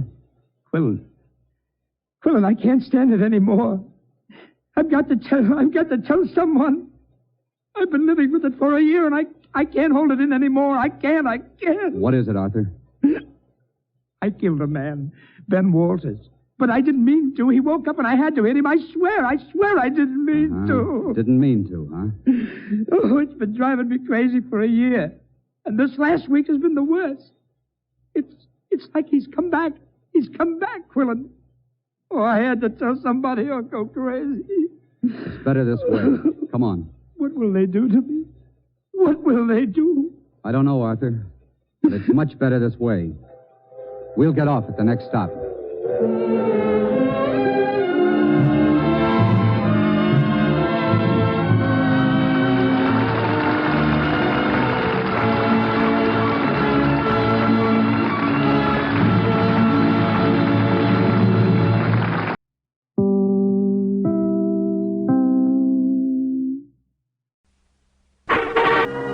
The year is 1859. The place, a ship bound from New York to Panama. Leaning on the rail of the starboard deck is a young man. As he stares off at the distant horizon, a small hand plucks at his sleeve. Mr. Judah? Mr. Judah? Huh? Oh, hello, little girl. I was told to look for you on deck, Mr. Judah. Were you? And when I found you, I was to tell you something. Oh, you were. What was that? Lunch is now being served in the dining salon. Oh, it is it? And if you do not come at once, a nice lady is going to be very mad with you. That's what she said. She did. And who is this interesting person? She said to just mention that she is your wife and that she is very hungry. Thank you. What's your name? Elizabeth. Mr. Judah, can I ask you a question? Certainly. Is it true that when we get to Panama tomorrow, we get off the boat and go for a ride on mules? Real mules? Yes, Elizabeth, only they're called burros. We ride across the Isthmus of Panama to the Pacific Ocean. And then we get on another boat just like this that takes us up to San Francisco. Why do we have to ride on burros? Burros. That's what I said. Why do we have to get off the boat at all? Because by getting off the boat, instead of going around Cape Horn, we saved 2 weeks. I like you. Would you like to hear me sing? Well, not just now, Elizabeth. I don't believe it'd be advisable to keep that nice lady waiting any longer. Do you? Will you come and talk to me after you've finished eating? Certainly. Will you tell me all about the burros? Burros. That's what I said. Will you? Certainly, my dear. You just wait right here, and I'll be back as soon as I'm finished.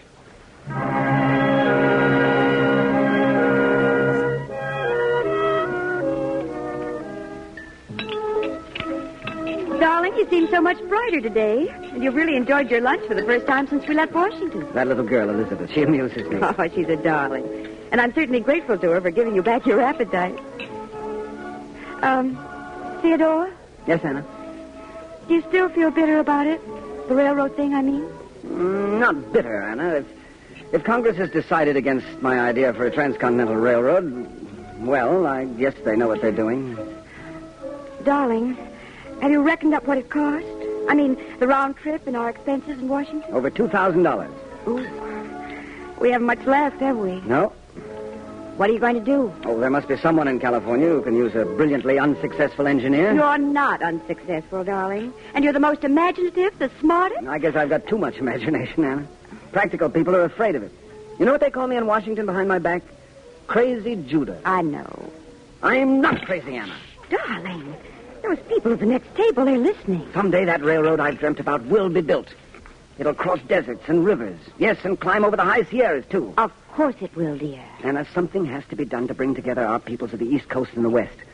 Otherwise, this nation will be in reality two nations, as unfamiliar with each other as the Turks and the Icelanders. Well, look at us. Tomorrow we get off this boat at Panama. We ride burros across miles of pestilential swamp. You know how many Americans have died from swamp fever contracted while crossing Panama? How many ships have been smashed or pirated rounding Cape Horn? Anna, that railroad will be built. It has to be. It will, dear. And you will build it. No, Anna, not me. From now on, Crazy Judah is dead.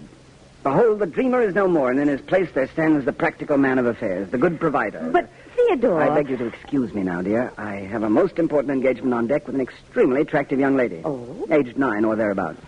She's promised to sing for me in exchange for a dissertation on the topography of Panama and the correct seat on a burro. I'll see you later.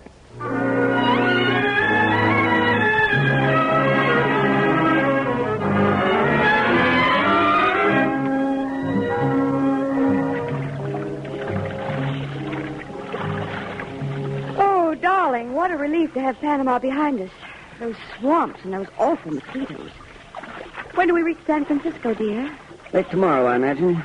Anna, that little girl, Elizabeth, have you heard if she's better today? No, dear, I haven't. Her mother hasn't come up on deck, and I hate to go down and bother her. I think perhaps you'd better go down, Anna.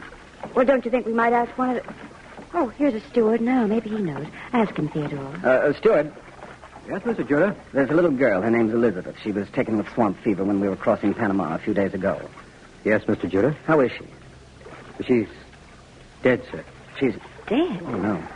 Oh, the poor child. She died early this morning. The services will be held at sunset. Services? You mean they're going to... Yes, sir. The captain will read from the Book of Common Prayer, and the body will be consigned to the sea. Oh, no. Do they have It's customary, madam, particularly in a case like this. Panama fever is contagious. You know, the whole ship might come down with it if the body were allowed. All right, Stuart. Thank you very much. You're welcome, sir. If you'd care to attend the services... We would. On the starboard deck, sir. Good afternoon, sir.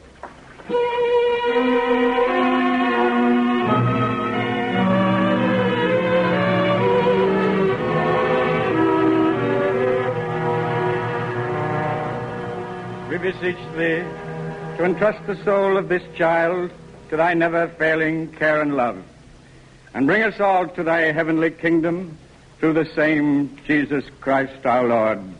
Amen. Amen. Rock of ages, clap for me. Let me hide myself in thee. Let me Come, Theodore. That dear, sweet child. Her poor mother. Panama fever. Panama fever. The journey was too much for her. She wasn't very strong. It wasn't the journey. It was Panama fever. Anna, do you realize that there were a railroad across America, that child would be alive today? Yes, dear. That's what I was thinking all during... Well, Theodore? Anna, I've changed my mind. When this ship docks at San Francisco, I'm going to start all over again. If the government won't help me, maybe some private citizens will. If they won't, I'll go it alone.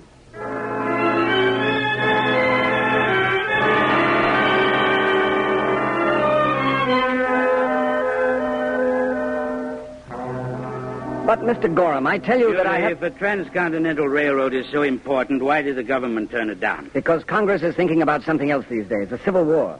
I tell you, it's up to us private Judah, citizens... I want you to answer me one question. Have you made any surveys for this proposed railroad? No, I haven't. Have you located a single pass through the high Sierras that your proposed line could go through? No, but I have explored those mountains on 21 separate occasions, and I'm absolutely positive that a pass can be found... Find it, Judah. And when you've found it, come back and talk to me again.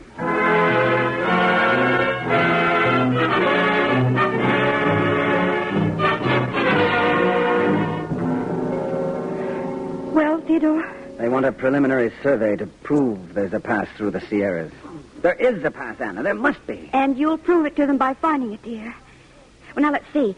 We'll need lots of warm clothing and nourishing food. We? What do you mean by we?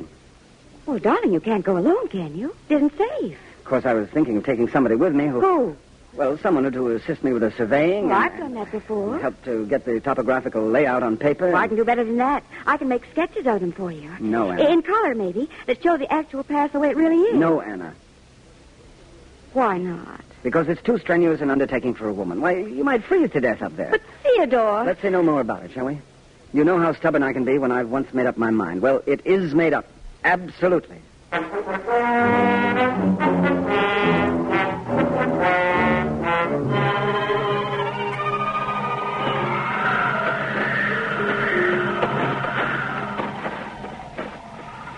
Ooh. How high are we now, dear? Almost 7,000 feet. Look. Look, Anna, right up there. The summit. Top of the world. You afraid, darling? Yes. For 2 weeks now, we've been following this path. We've climbed and zigzagged in a route that could easily be graded for a railroad line. Anna, those few feet to the summit, I am afraid of them. Afraid to get to the top because of what I'll see. Well, now, Theodore... Will it be a sheer drop? Will it be an impossible grade? You mustn't even think such a thing. No, I mustn't. There is a pass down the other side. There must be. Come on, Anna, let's go and look. The wind... getting stronger. I'm beginning to see, Anna. Over the rise and beyond. Tell me, what do you see? I see a railroad that has climbed to the stars. Starting down again, down an easy grade. Winding around that mountain ahead. Traveling down, through the pass. Anna, we've found what we're looking for. The pass through the Sierra. The pass for the first railroad across America.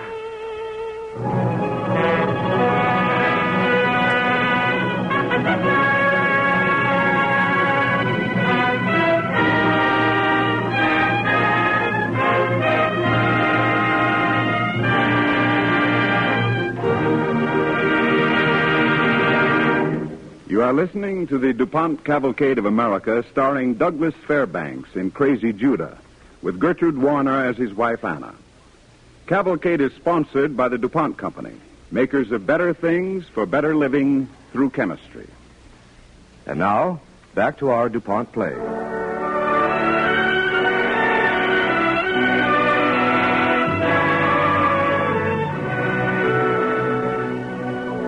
Since Congress in 1860 was not very receptive to the idea of a transcontinental railroad, Theodore Judah went back to California and sought private capital to back his enterprise. He's just now addressing a meeting of San Francisco businessmen interested in the project. Mr. Gorham and gentlemen, you asked me to find a path through the Sierra. I have found it. It runs eastward from the town of Dutch Flat, eastward and over the mountains. Well, gentlemen, I've fulfilled your condition. Are you prepared now to form a company to launch this great project? Mr. Gorham? Mr. Handley? Oh, come, gentlemen. Surely you have something to say. Mr. Judah. Yes, Mr. Gorham. Mr. Judah, you spent some weeks in the mountains locating this pass. Well, during your absence, an event of some importance to investors in railroad bonds has occurred. The Sacramento Valley Railroad, I believe you're familiar with that line, sir. I surveyed it and built it. It has ceased operation, Mr. Judah. It has gone bankrupt.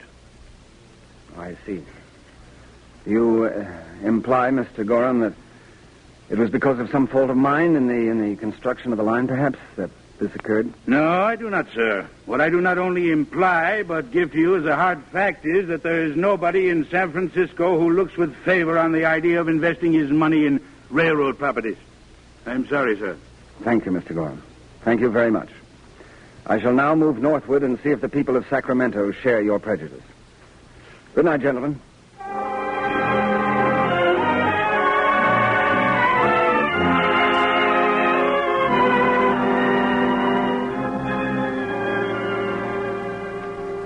So, Mr. Judah, you'd like us up here in Sacramento to go in with you, hmm? To what extent? Mr. Huntington and gentlemen, I ask only an earnest of your interest and goodwill. Certain final surveys of the route for this railroad still remain to be made. To accomplish this, I need the sum of $500. instruments and expenses. Well, gentlemen? Mr. Judah, you'll have to eat on this trip while you're doing that surveying, won't you? I believe that'll be necessary, yes, sir. All right. I'll start it off with a barrel of flour. A barrel of flour? Well, now, let me remind you, sir, that you're in California, not in the East. Out here, a barrel of flour is worth $100. Yes, of course. I see. It's very handsome of you, Mr. Huntington. And it brings me to the very essence of this need for this railroad. Gentlemen, how many Americans in this city and all over California are going without bread because flour sells at $100 a barrel? You mean this railroad had cut the prices all the way down? In half at least, Mr. Hopkins. Probably further. Oh, no, I don't know that that's so good. Of course it is, sir. You'll make less profit on each barrel, but you'll sell many times more barrels. And you'll be putting bread on every table in the state of California. The widest possible distribution of goods. That's what's going to make these people of this country the most contented on the face of the earth. Well, gentlemen, as businessmen, are you willing to... Come in. Excuse me, dear. Oh, Hannah. I didn't mean to interrupt. Oh, it's quite all right, dear. Gentlemen, this is my wife. Oh, how do you do, Mr. How do you do? Theodore, this telegram just arrived at the hotel. I thought it might be important. Oh, thank you, dear. Gentlemen, this telegram is from Washington. I'd like to read it to you. Congress has decided urgent need for transcontinental railroad in view of threatening war. Government will offer land grants and guarantee bonds as soon as you present surveys of route and projected paths through the Sierras. Well, gentlemen, are you now prepared You can count me in, Judah, any amount you say. Judah, I've changed my mind. You can make that 2 barrels of flour. Excellent, gentlemen, excellent. Well, as soon as this final survey is completed, we start work on the Central Pacific Railroad, the westernmost link of a line connecting the Atlantic and the Pacific.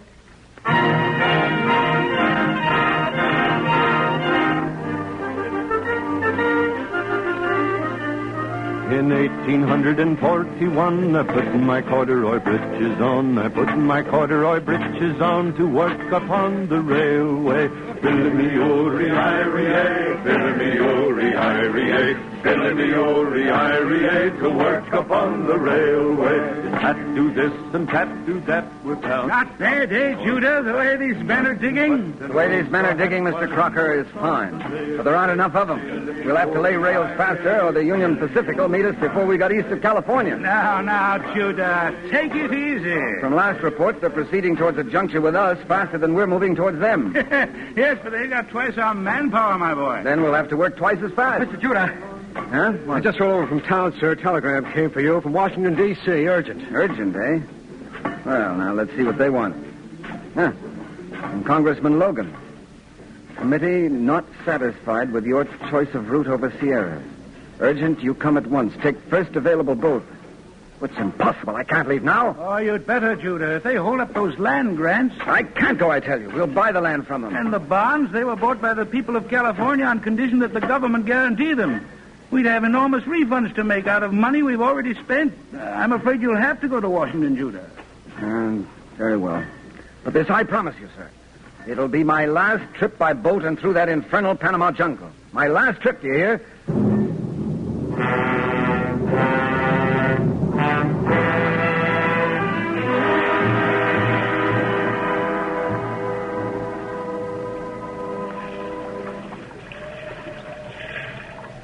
Now, Theodore, stop being so restless. At least we've gotten safely across Panama and the jungle. In a few days, this boat will dock in New York. And then in no time at all... Yes, Anna. No time at all. Just weeks and weeks wasted. Boat trips up and down oceans. Pack burros in Panama jungles. Well, railroad will change all that. Well, maybe the next time we make this trip... Next time? What next time, Anna? Theodore, what's the matter, dear? Are you ill? Anna, do you remember our last trip west? That little child, you remember, Anna? Yes. She was a sweet Her little name was thing. Elizabeth. What was her last name, Anna? I don't know, dear. She sang for me. Did I tell you that? She sang for me, and then she died of Panama fever, they said. She caught it crossing the swamps. Just think, Anna. In those days, Had to go all the way down to Panama to get from the United States to the United States. Don't you think that's funny, Anna? Oh, darling, come back to the cabin with me. You're not well. Why don't you laugh, Anna? Didn't you hear? To get across the United States, you had to leave the country and go to Panama. That doesn't make sense at all, does it? Theodore, you've got to lie down. It must be a touch of the sun. Oh, come with me, darling, and I'll get the ship's doctor to look at you.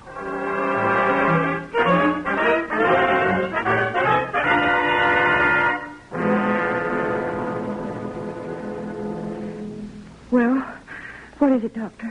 Tell me, Mrs. Judah, did you and your husband board this ship at Panama? Why, yes, we did.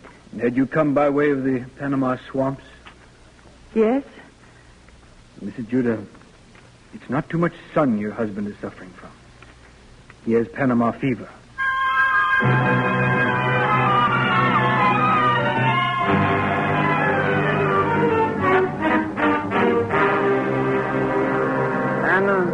Anna. Yes, Theodore? The surveys, Anna. Give them to me. Oh, darling, do you think you should... Give them to me. Yes, dear. Here they are. Oh, see here, Anna. This pass, the one I found, it's the only route, Anna. When you go back to California, you'll tell them... You'll tell them yourself, darling. The doctor said you were going to get well in a little while. Remember when we found it, Anna? You and I together. Up there almost 7,000 feet. Remember how cold your hands were? Remember, it wasn't there, they said. You couldn't lay tracks over those mountains, they said. Did we show them? We showed them, didn't we? Theodore. Theodore. Doctor. Doctor! No, Doctor. No, I want to be here alone with you, Anna. I want to tell you something. I see something, Anna. Darling. I see a place. A level place. In Nevada, maybe, or Utah. Two trains. They come towards each other on a single track. And do you know where those tracks lead, Anna? From California all the way to New York. Oh, darling, don't tire yourself. That's right, Anna. The railroad will be there, and I needn't tire myself anymore. Yes, Anna. My work is done.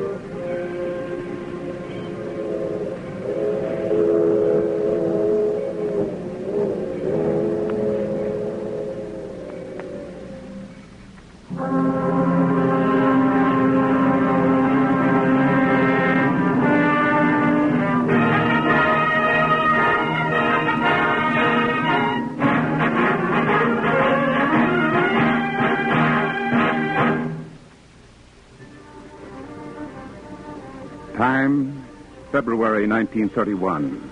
Place, Sacramento, California. The American Society of Civil Engineers is meeting to dedicate a monument to one of its charter members, a pioneer of American engineering history. Gentlemen, the inscription on this monument reads, that the West may remember Theodore Judah, civil engineer and tireless advocate of the first transcontinental railroad in America. This monument is erected by the men and women of the Southern Pacific Company who today are carrying on the work he started in 1860. Theodore Judah died November 2nd, 1863. His railroad was built past the site of this monument. Over the lofty Sierra, along the line of Judah Survey, to a junction with the Union Pacific at Promontory, Utah, where on May 10th, 1869, the last spike was driven home.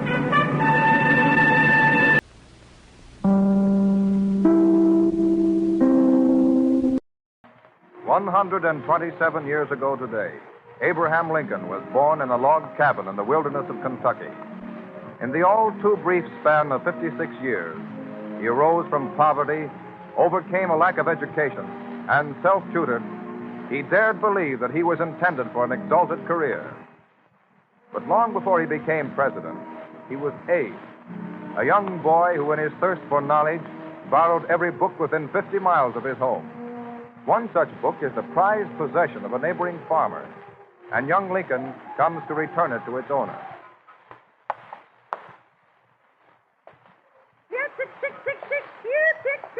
Morning, Mrs. Crawford. The land sakes, it ain't Abraham. Well, good morning to you, Abraham. Morning, Mr. Crawford. I rode over to see you about the book you loaned me. Well, now, don't be saying you finished the reading of it. Why, it weren't more than a fortnight ago that you borrowed it. Well, not quite there's sure, no but no hurry at all. I won't have time to read it again till winter anyhow. Mrs. and me are mighty proud to have a book like that. It's the only one in the state, I figure. Yeah, I know. That's why it's kind of hard. Hard, yes. Any kind of reading comes hard, especially for us folks without schooling. But it's a comfort. That book and the Reverend Weems on the life of Washington and the Holy Bible is all the reading matter we have. Mr. Crawford, I ruined your book, sir. It was that bad storm we had yesterday. The rain blew in through the cracks in the logs of our cabin and got the book soaking wet. I dried it out, but it's ruined, sir. Well, that's too bad. I kind of set a big store on that book. And books is kind of scarce in these parts. I'm awfully sorry, Mr. Crawford. And I hadn't got any money to pay for it. Haven't you got some chore I could do, sir? Some plowing or helping you with the winter's wood? No. But I'll tell you what you can do to pay for that book. I don't want to be hard on you. Now, suppose you give me 3 good days of corn fodder pulling. Yes, sir. When can I start? Well, suppose you come over bright and early tomorrow morning. Yes, sir, I'll come. I'll be here before sunup.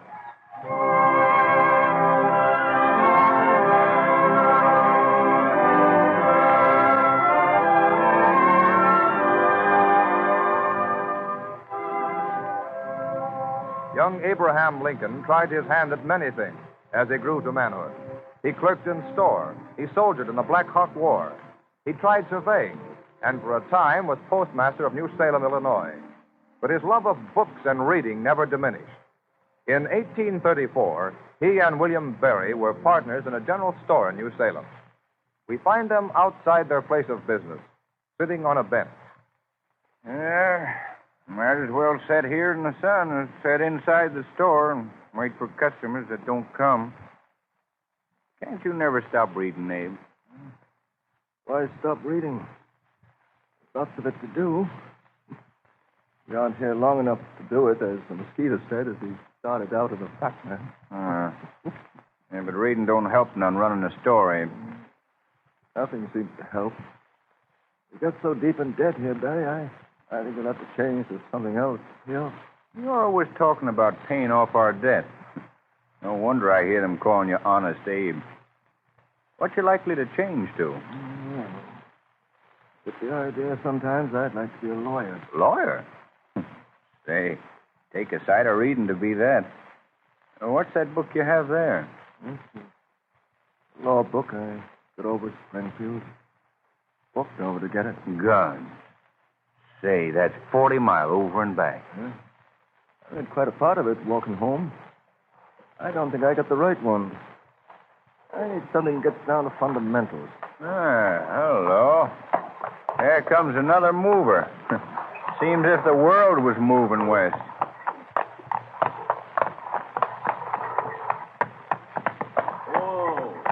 Whoa there. Whoa.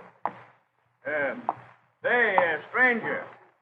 Hey, you over there. Yes? Want to buy something off this load for your store? We have a good deal more now than we can sell. Well, I ain't sticking on price. I can't hold this load no longer. Got to get rid of some of it. How about that barrel back there? That one tied on with a surcingle. Say, $1? No, reckon not. How about half $1? Well, stranger, if you need a $50, here. Catch it. Thanks. And keep your barrel. You might have known you wouldn't make that golf understand anything. Darn it, can't you see? I don't want that barrel more than I do want the $50. All right. I'll make the trade. I'll lift off the barrel. Hey, he's strong. Why, that's the heaviest barrel there was, wasn't it? Must weigh 200. There we go. I have it, though I don't know what I'm going to do with it. Yeah. Thanks, stranger. I hope you won't regret your trade. Yeah, get up there. Get up. There, up. Get up.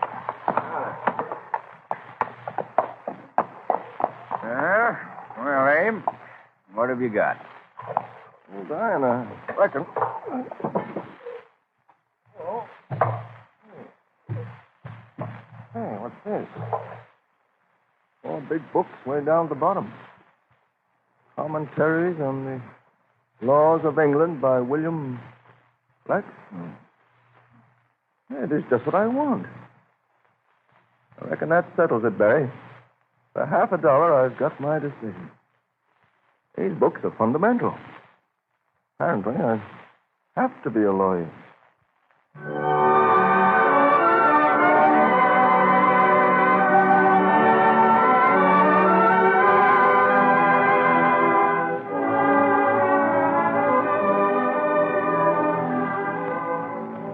Young Lincoln read and studied law diligently and was finally able to start in practicing in Springfield, the capital of Illinois. But he seemed always anxious to use his talent for those in undeserved distress. A wandering theatrical troupe came to Springfield. With the leader, Joseph Jefferson II, and his handsome wife, was their 10-year-old son, Joseph Jefferson III, who much later was to immortalize himself as Rip Van Winkle. Mrs. Jefferson is speaking to her husband as he and his company work on a carpentering job. Joe, it looks beautiful. Yes. Rough work on rough lumber. Makes a pretty good theater. What do you think of it, son? I think it's grand, Father. I'm glad you and Mother won't have to play in a barn in this place. But hasn't it cost a great deal, Joe? It has. Every cent we've saved in the tour. Oh, dear. Oh, I see we're attracting more and more attention. Here comes another group of townspeople to look at the theater. That man ahead, Mr. Jefferson, has been around here several times. Good. We're glad to welcome our future patrons. Good morning, sir. Are you the head man of these showmen? I am the manager and leader of a company of distinguished players, sir. We're bringing to this fair city the masterpieces of the immortal Bard. Maybe, and maybe not. Tomorrow night we shall delight you with Hamlet, Prince of Denmark. Maybe, and maybe not. I'm at a loss, sir, to understand your doubts. Mister, this is a religious town, and we ain't going to hold no play act. I'm sure that by all law and order we have a right to present these great plays without interference or molestation. Maybe, and maybe not. The town's been a-watching you hammering up this new building, and we don't like it. It's a den of vice and sin that you're setting up here. I am an officer of the law, and unless you pay the money now, we'll run you out. Why, there is no license fee. We inquired when we came 4 days ago. Oh, there wasn't then, but the Council of Springfield, good, righteous, and God-fearing men, met yesterday and passed one. And a pretty considerable one, too. I reckon there won't be any princes of Denmark around here when you've heard it. I can use that lumber, Tim, whenever left it. Here on this paper it says, by the authority of the council, no actor or association of actors shall present a stage play within the bounds of Springfield without payment of $500 for each performance. $500? Why, this is an outrage. That's more money than we could possibly clear in a whole summer season. And just so. Well, then, perhaps you'd better pack up and go back where you come from. I beg your pardon, sir. Are you in trouble? Great trouble, sir. This officer is virtually ordering us out of town and confiscating our playhouse. Oh. I've heard about this new ordinance. I have a copy somewhere. Let me see. Where is it? Oh, it's inside my hat. Might I be of any help? Who are you? My name is Lincoln. Abraham Lincoln, a lawyer. Not much of one, perhaps, but ready to take a case like this. Oh, sir, please. Oh, how can we thank you? You're interfering with the law, Lincoln. I reckon that's what lawyers are for. Sometimes. Mr. Lincoln, our troop can't find words to thank you. We'll pay you any fee you say, if you'll wait for it and if we can earn it. Well, as for the fee, the money is rather scarce with us just now, and if I win and you can manage it, I'd appreciate a ticket to your play.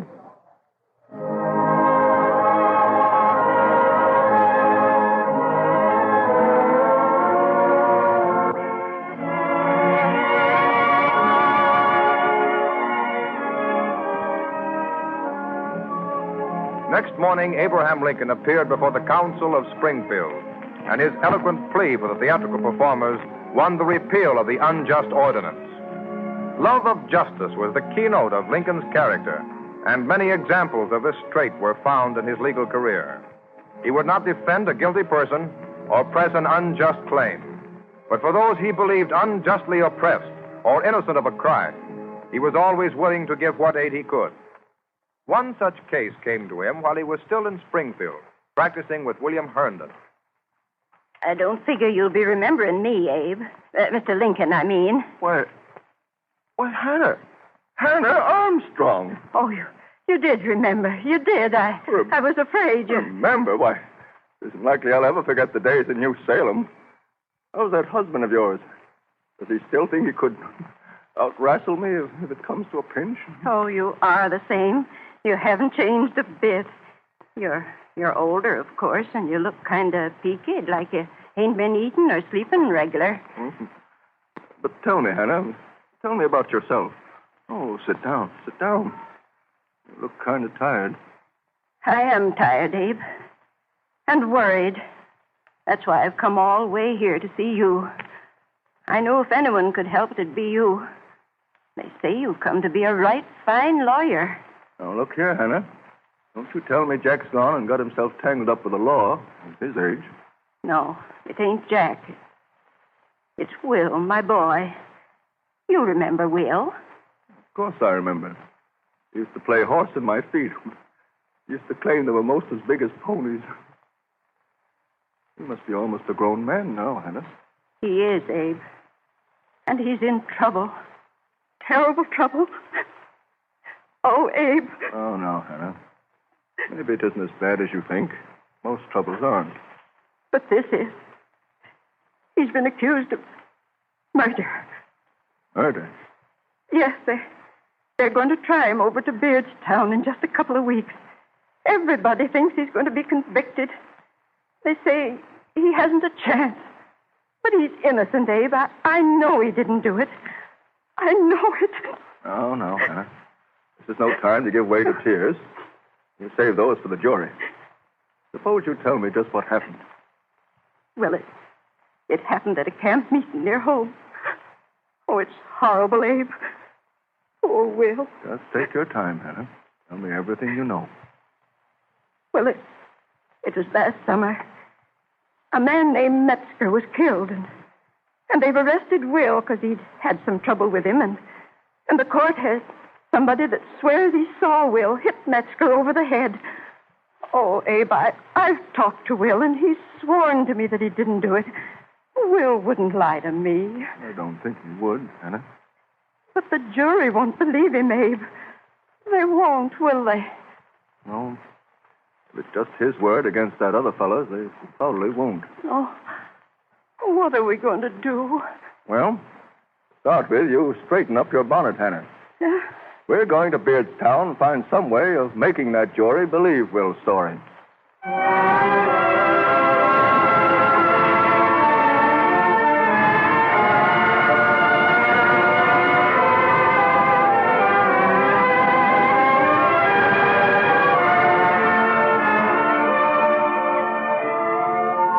Even up to the day of the trial, there seemed to be little chance that the son of Lincoln's old friends would ever go free.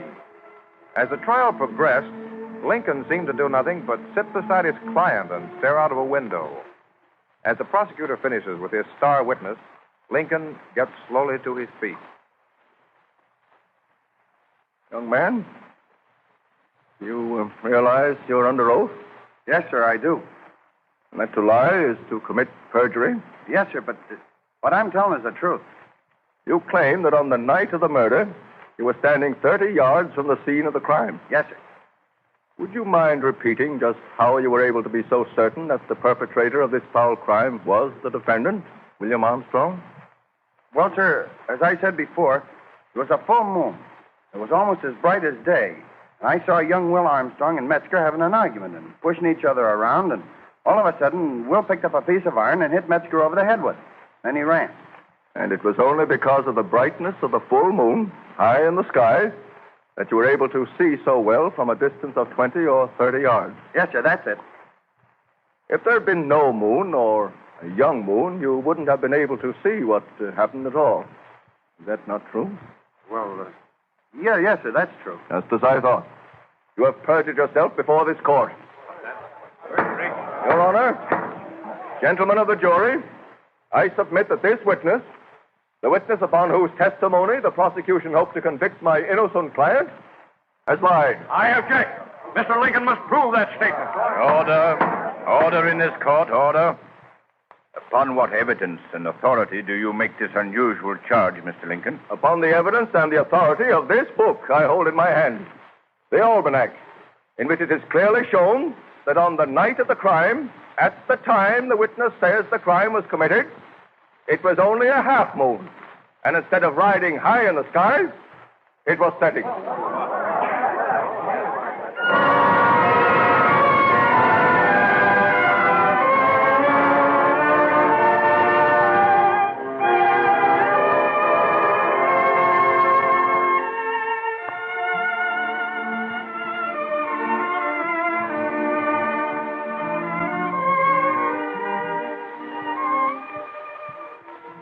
Lincoln's years of struggle and failure before his election to the presidency and the trying hours during his administration are recorded in the very heart of the nation to which he gave his life.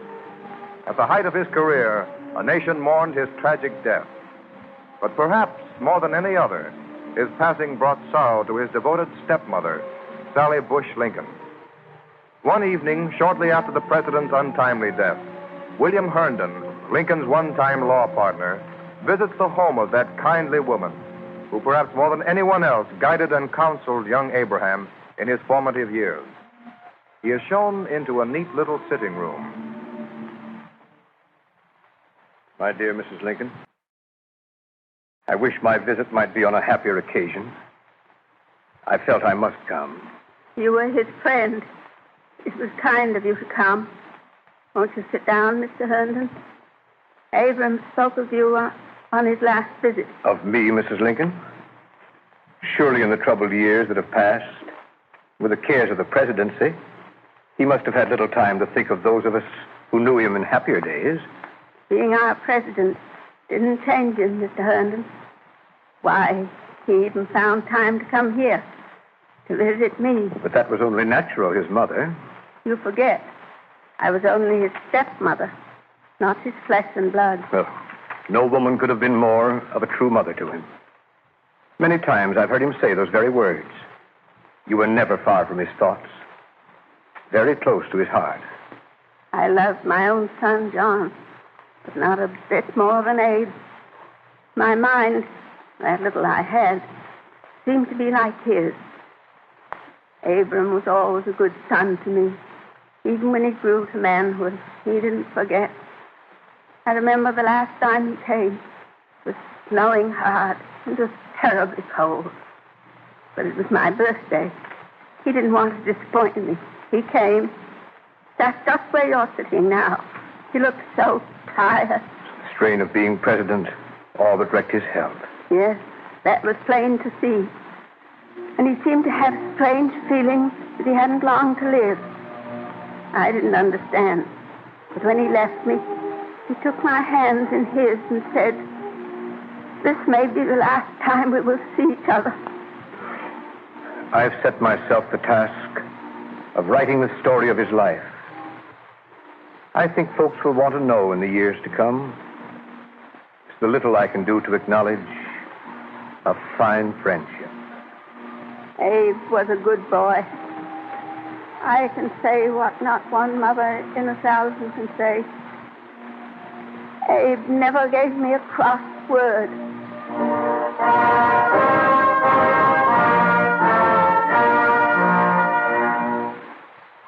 and so passed from the marching ranks of the American cavalcade to camp in the bivouac of the immortal dead, one Abraham Lincoln.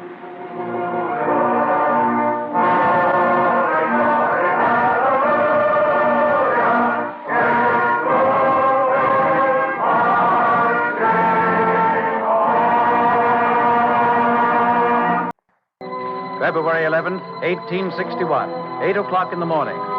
A cold drizzle of rain is falling over the Great Western Railway Station in Springfield, Illinois.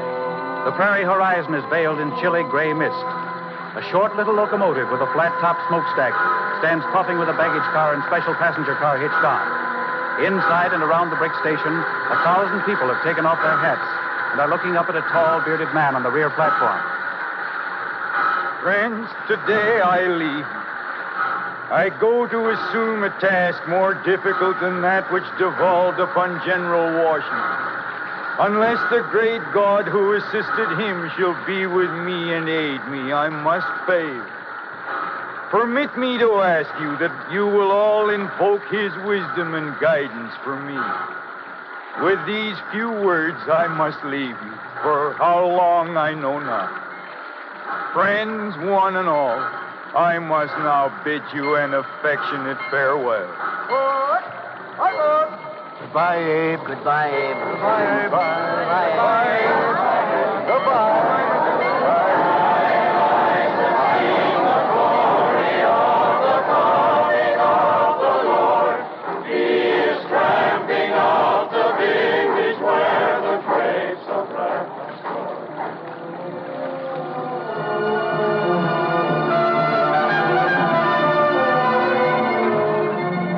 At Decatur, they watched from saddle horses. All over now. He'll split the Union worse than he ever did a Sangamon log. Prince of rails, indeed. Anybody with that abolition ape would make a better president. I say it still should have been Judge Douglas.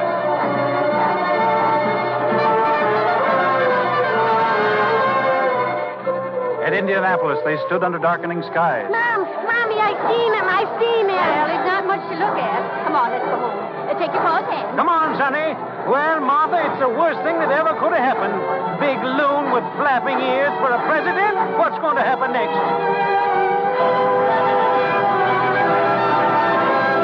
At Buffalo, they watched, and some waited.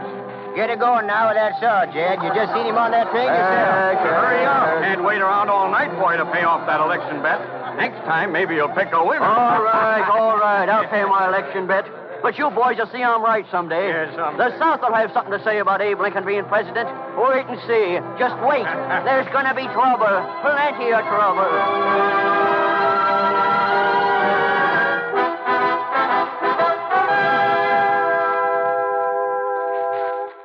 February 21st, 1861. Philadelphia, in a hotel parlor. Well, here you are, Abe. I'm mighty glad to see you. Thank you, Norman. If my journey keeps going on at the slow rate it has so far, it'll be Resurrection Day before I reach the cabin. Well, anyway, in 10 days' time, you'll be president. Abe, the country wants to know how you're going to stop secession. I can't answer him yet. You've got to, Abe. Now, listen. I want to tell you something. Once years ago, when I and other lawyers were riding circuit, there was a heavy spell of rainfall, and all the streams were flooded, and we had great difficulty fording them. We stopped at a little tavern. There we met a preacher who was accustomed to riding over that region in all sorts of weather. We gathered about him for advice as to how we could get over the Fox River. He told us he knew all about that. But, he said, I have one fixed policy in regard to Fox River. I never cross it till I come to it. Who's that? A man's outside. Wants to see you, Mr. Judd, and the president. All right, Abe? Yeah, let him come in. Very well, boy. This way, sir. Gentlemen, my name is Alan Pinkerton. I am a detective in the employ of the Pennsylvania Railroad. I have come to tell you, Mr. Lincoln, that there's a serious plot to assassinate you when you arrive in Baltimore. The ringleader is a man named Fernandina. Probably just another one of those fanatics. But he has a strong group of followers. They're all armed. They're desperate. And, Mr. Lincoln, they're killers. You are their enemy, Abe. You know that there are many who will do anything to prevent you from... Be quiet, gentlemen. Oh, I thought you were alone. Good evening, Mrs. Lincoln. It's just a little political discussion, Mary. That'll be all, gentlemen. I'll give your suggestions my most serious consideration. Very good, sir. I'll see you later, Abe. Good day, Mrs. Lincoln. Good day. Good day, gentlemen. Abe, what were they talking about? Oh, they were just talking about political appointments. Come here, Mary. Come over to the window. Now then, Mary, look down there. That's Independence Hall, where I'm speaking tomorrow. Abe, I'm frightened.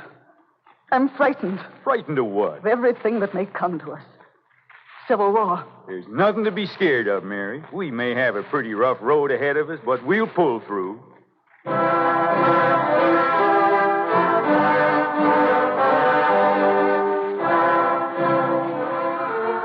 Everything's working as we planned, Mr. Lincoln. Fine, Mr. Pinkerton, fine. Taking this special train will get us to Baltimore long before you were scheduled to pass through. Baton will be asleep. We'll be leaving any minute now. Thank you, Mr. Pinkerton. Guess I'll get some sleep. Good night.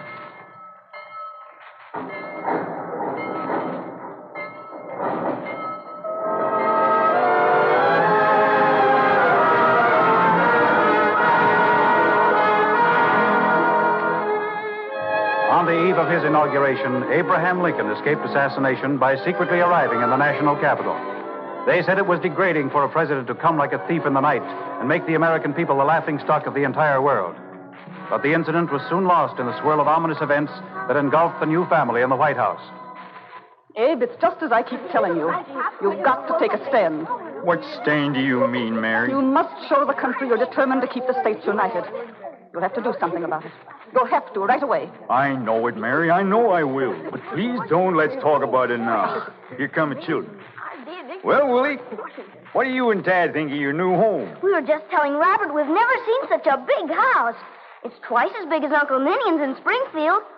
Look, Willie, look at the paintings. John Adams and Thomas Jefferson and Andrew Jackson and Zachary Taylor. And more, look. Look here. Yes, I see it, Ted. George Washington. That's the picture Dolly Madison ran off with so that the British wouldn't burn it. Hey, Pa, Yes, Dad. What's it, son?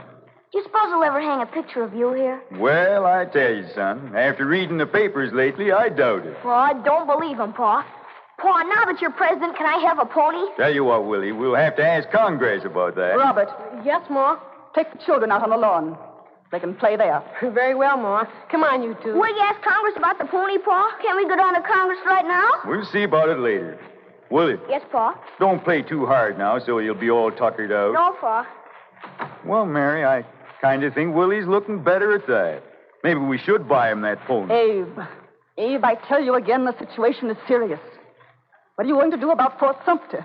I don't know, Mary. It's hard to know what to do about it. I got to try to figure it out.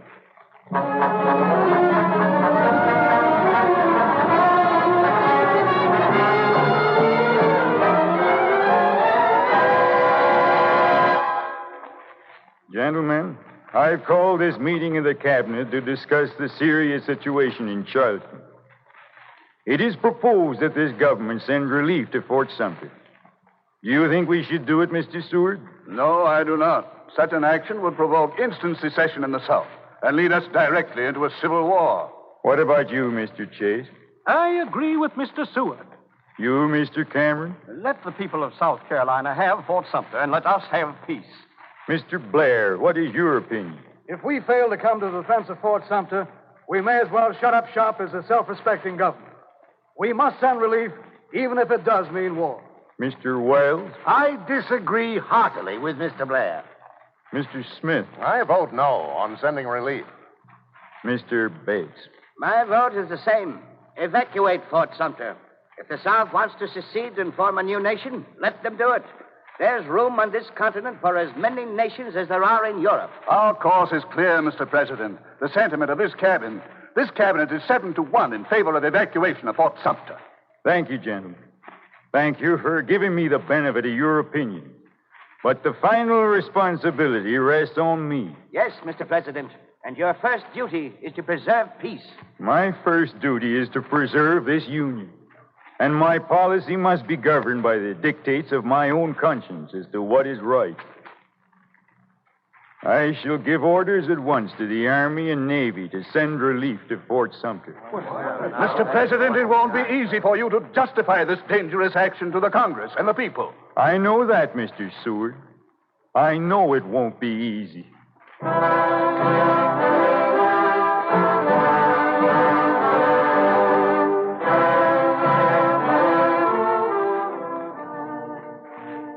Fellow citizens of the Senate and House of Representatives, Fort Sumter has been attacked and bombarded and has fallen.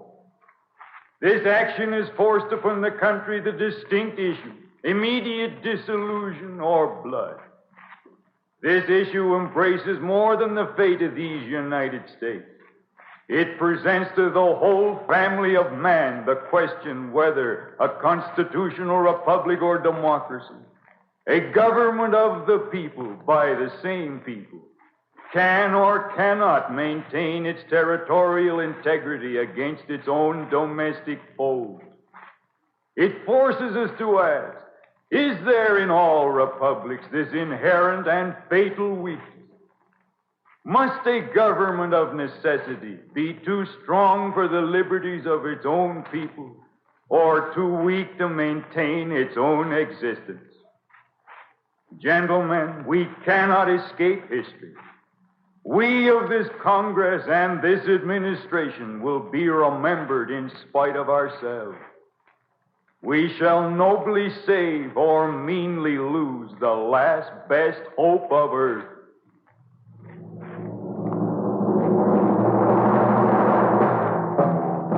We're coming, Abe. We're with you, Abe. Count on me, Abe. We're with you, Abe. We're coming, Abe. We're for you, Mississippi, winding stream, and from New England shore, we leave our plows and workshops, our wives and children near, with hearts to pull for all the rest, with not a silent tear. We never look behind. Abraham Lincoln was confronted with a divided nation rent asunder in tragic civil war. And as the months of fear and anxiety passed, many mistrusted Abraham Lincoln, scorned him, hated him, refused to fight under his leadership. And as the clouds of war darkened a nation, a personal sorrow was deepening in the heart of the gaunt figure in the White House. Pa, Yes, Willie. I want to see my pony. When can I see him, Pa? You'll see him soon, Willie. Soon, Pa? Yes, son. But first you got to get well. That's the main thing. Just rest quietly, son. Yes, I will. Close your eyes now and go to sleep. How is he, Doctor? I want the truth. How is he? Come over here, Mr. President. We're doing all we can. You've got to save his life. Doctor, you've got to. We're trying. That's all we can do now. Try, Mr. President. I understand. Thank you, Doctor.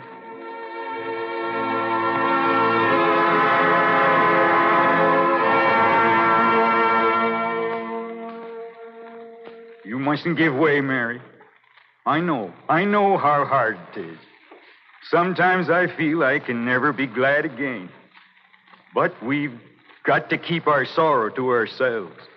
There are many thousands of mothers and fathers, north and south, who have seen their own sons die on the field of battle. It's up to us to set them an example in courage. It's one thing to be thankful for. At least our little boy died, an innocent child. Mary. I'd rather have him go that way than have him killed in this horrible war. So cruel. So senseless. Brother fighting against brother. My own brothers are fighting on the southern side against us. Mary, I wish you would not speak of that. Why not, Abe? My brothers are fighting for the South because that's the cause they believe in. Why shouldn't I speak of it? I'm proud of them. Abe, do you believe what the gossips are saying? I'm a traitor because my family came from Kentucky. That I'm really against you in the Northern cause? Mary, you don't have to ask me that.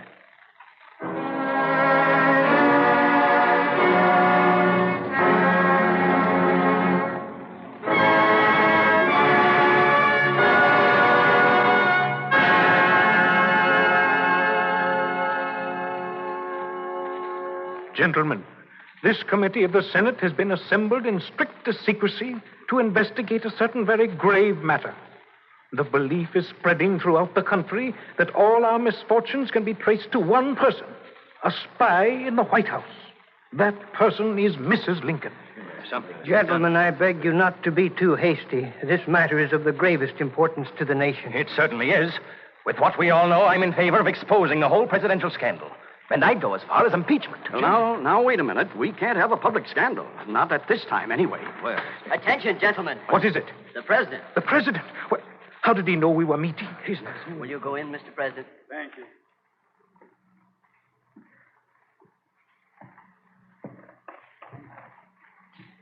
I wish to make a statement to you, gentlemen. It is as follows. I, Abraham Lincoln, President of the United States, appear of my own volition before this committee of the Senate to say that I, of my own knowledge, know that it is untrue that any of my family hold treasonable communication with the enemy.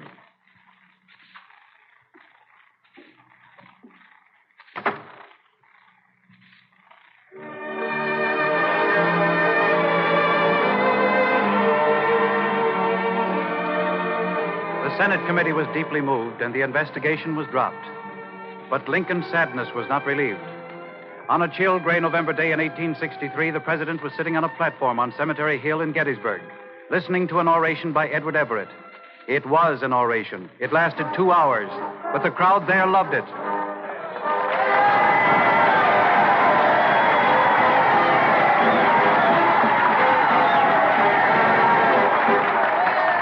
Wonderful speech, wasn't it? That's the kind of speech I like. Big words, and old Everett sure knows how to say them.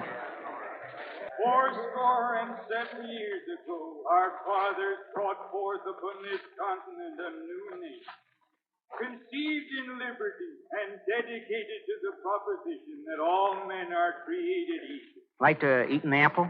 Now Thanks. we are engaged in a great civil war, testing whether that Crop this nation year or ain't so any good. nation so conceived and dedicated can long endure. We are met on a great battlefield of that war. We have come to dedicate... Say, old Abe's talking now. Can't hear him, can you? Well, don't make much difference if we do. Abe can't hold a candle to Edward Everett as an orator.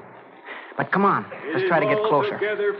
Well, I tell you, old Abe ain't so bad, you know, but he certainly picked the wrong time to be president. We cannot dedicate.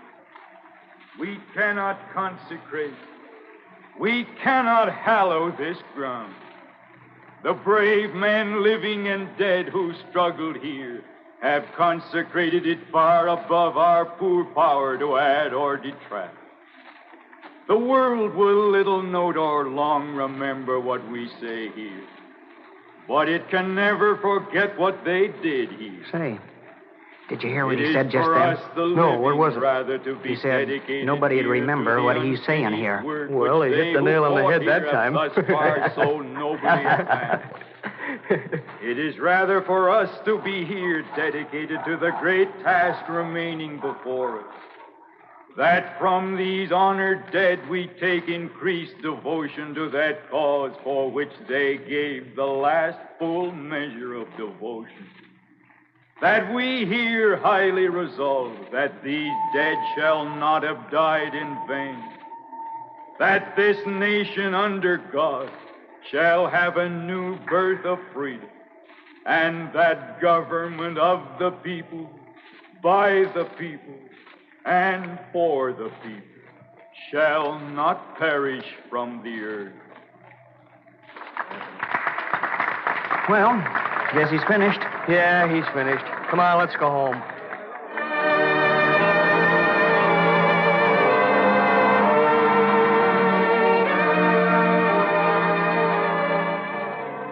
There were many who did not understand and appreciate the meaning of Lincoln's words at Gettysburg that day, but their portent and message has outlived the tragedy and chaos of those 4 sorrowful years. At last, the superior strength and wealth of the northern states asserted themselves, and the tragic war came to an end. And on March 4th, 1865, Abraham Lincoln was inaugurated for the second time. With malice toward none, with charity for all, with firmness in the right as God gives us to see the right. Let us strive on to finish the work we are in, to bind up the nation's wounds, to care for him who shall have borne the battle, and for his widow and his orphan, to do all which may achieve a just and lasting peace among ourselves and with all nations.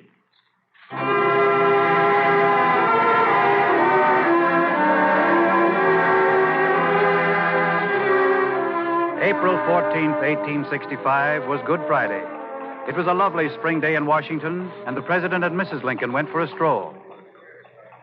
Good day, Mr. Lincoln. Good day, sir. Good day. Good day there, boys. What's your regiment, son? 157th New York Volunteers, Mr. President. Oh, yes, Colonel Brown's regiment. And you, Sonny, what's yours? The 5th Michigan Cavalry, Mr. President. That's fine. Well, it's all over now, boys. You'll be going home soon, and there'll be a heap of work for all of us to do. Yes, sir. That's right, Mr. Goodbye, President. boys. Goodbye. Good day, sir. Good day, Mr. President. You know, Mary, it's been a hard time for the people. It's been a hard time for us, Abe. And I tell you, when my term of office is over, we'll go back to Illinois and pass the rest of our lives in quiet. I'll take up law practice again, just as if nothing had happened. It'll be good to be among our own neighbors again. Oh, Abe. Do you think people will ever feel really happy again? Yes, Mary. People get over these things if they try, even when they haven't much heart for it. Well, you can try. But I don't really feel like going to the theater tonight. We mustn't feel like that, Mary. It'll do us good. It's been a long time since we've been able to sit back and enjoy a real good laugh.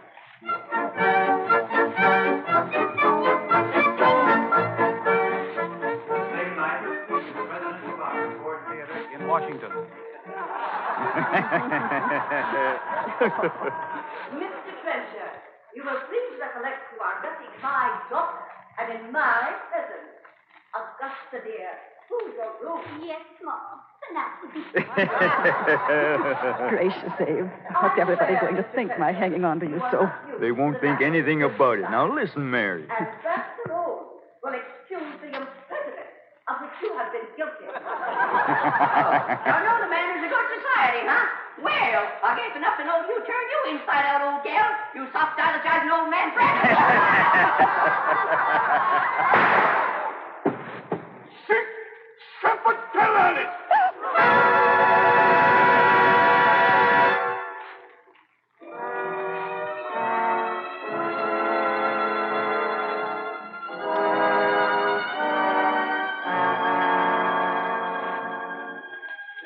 There was a funeral. It took long to pass many given points. Many millions of people saw it. The line of march ran 1,700 miles. Yes, there was a funeral from the White House in Washington where it began. They carried his coffin and followed it nights and days for 12 days. Bells tolling, bells sobbing the requiem. The salute guns, cannon rumbling their inarticulate thunder. To Springfield, Illinois, the old hometown, the Sangamon nearby, the New Salem hilltop nearby, for the final rest of the cherished dust. And the night came with great quiet, and there was rest. The prairie years, the war years were over.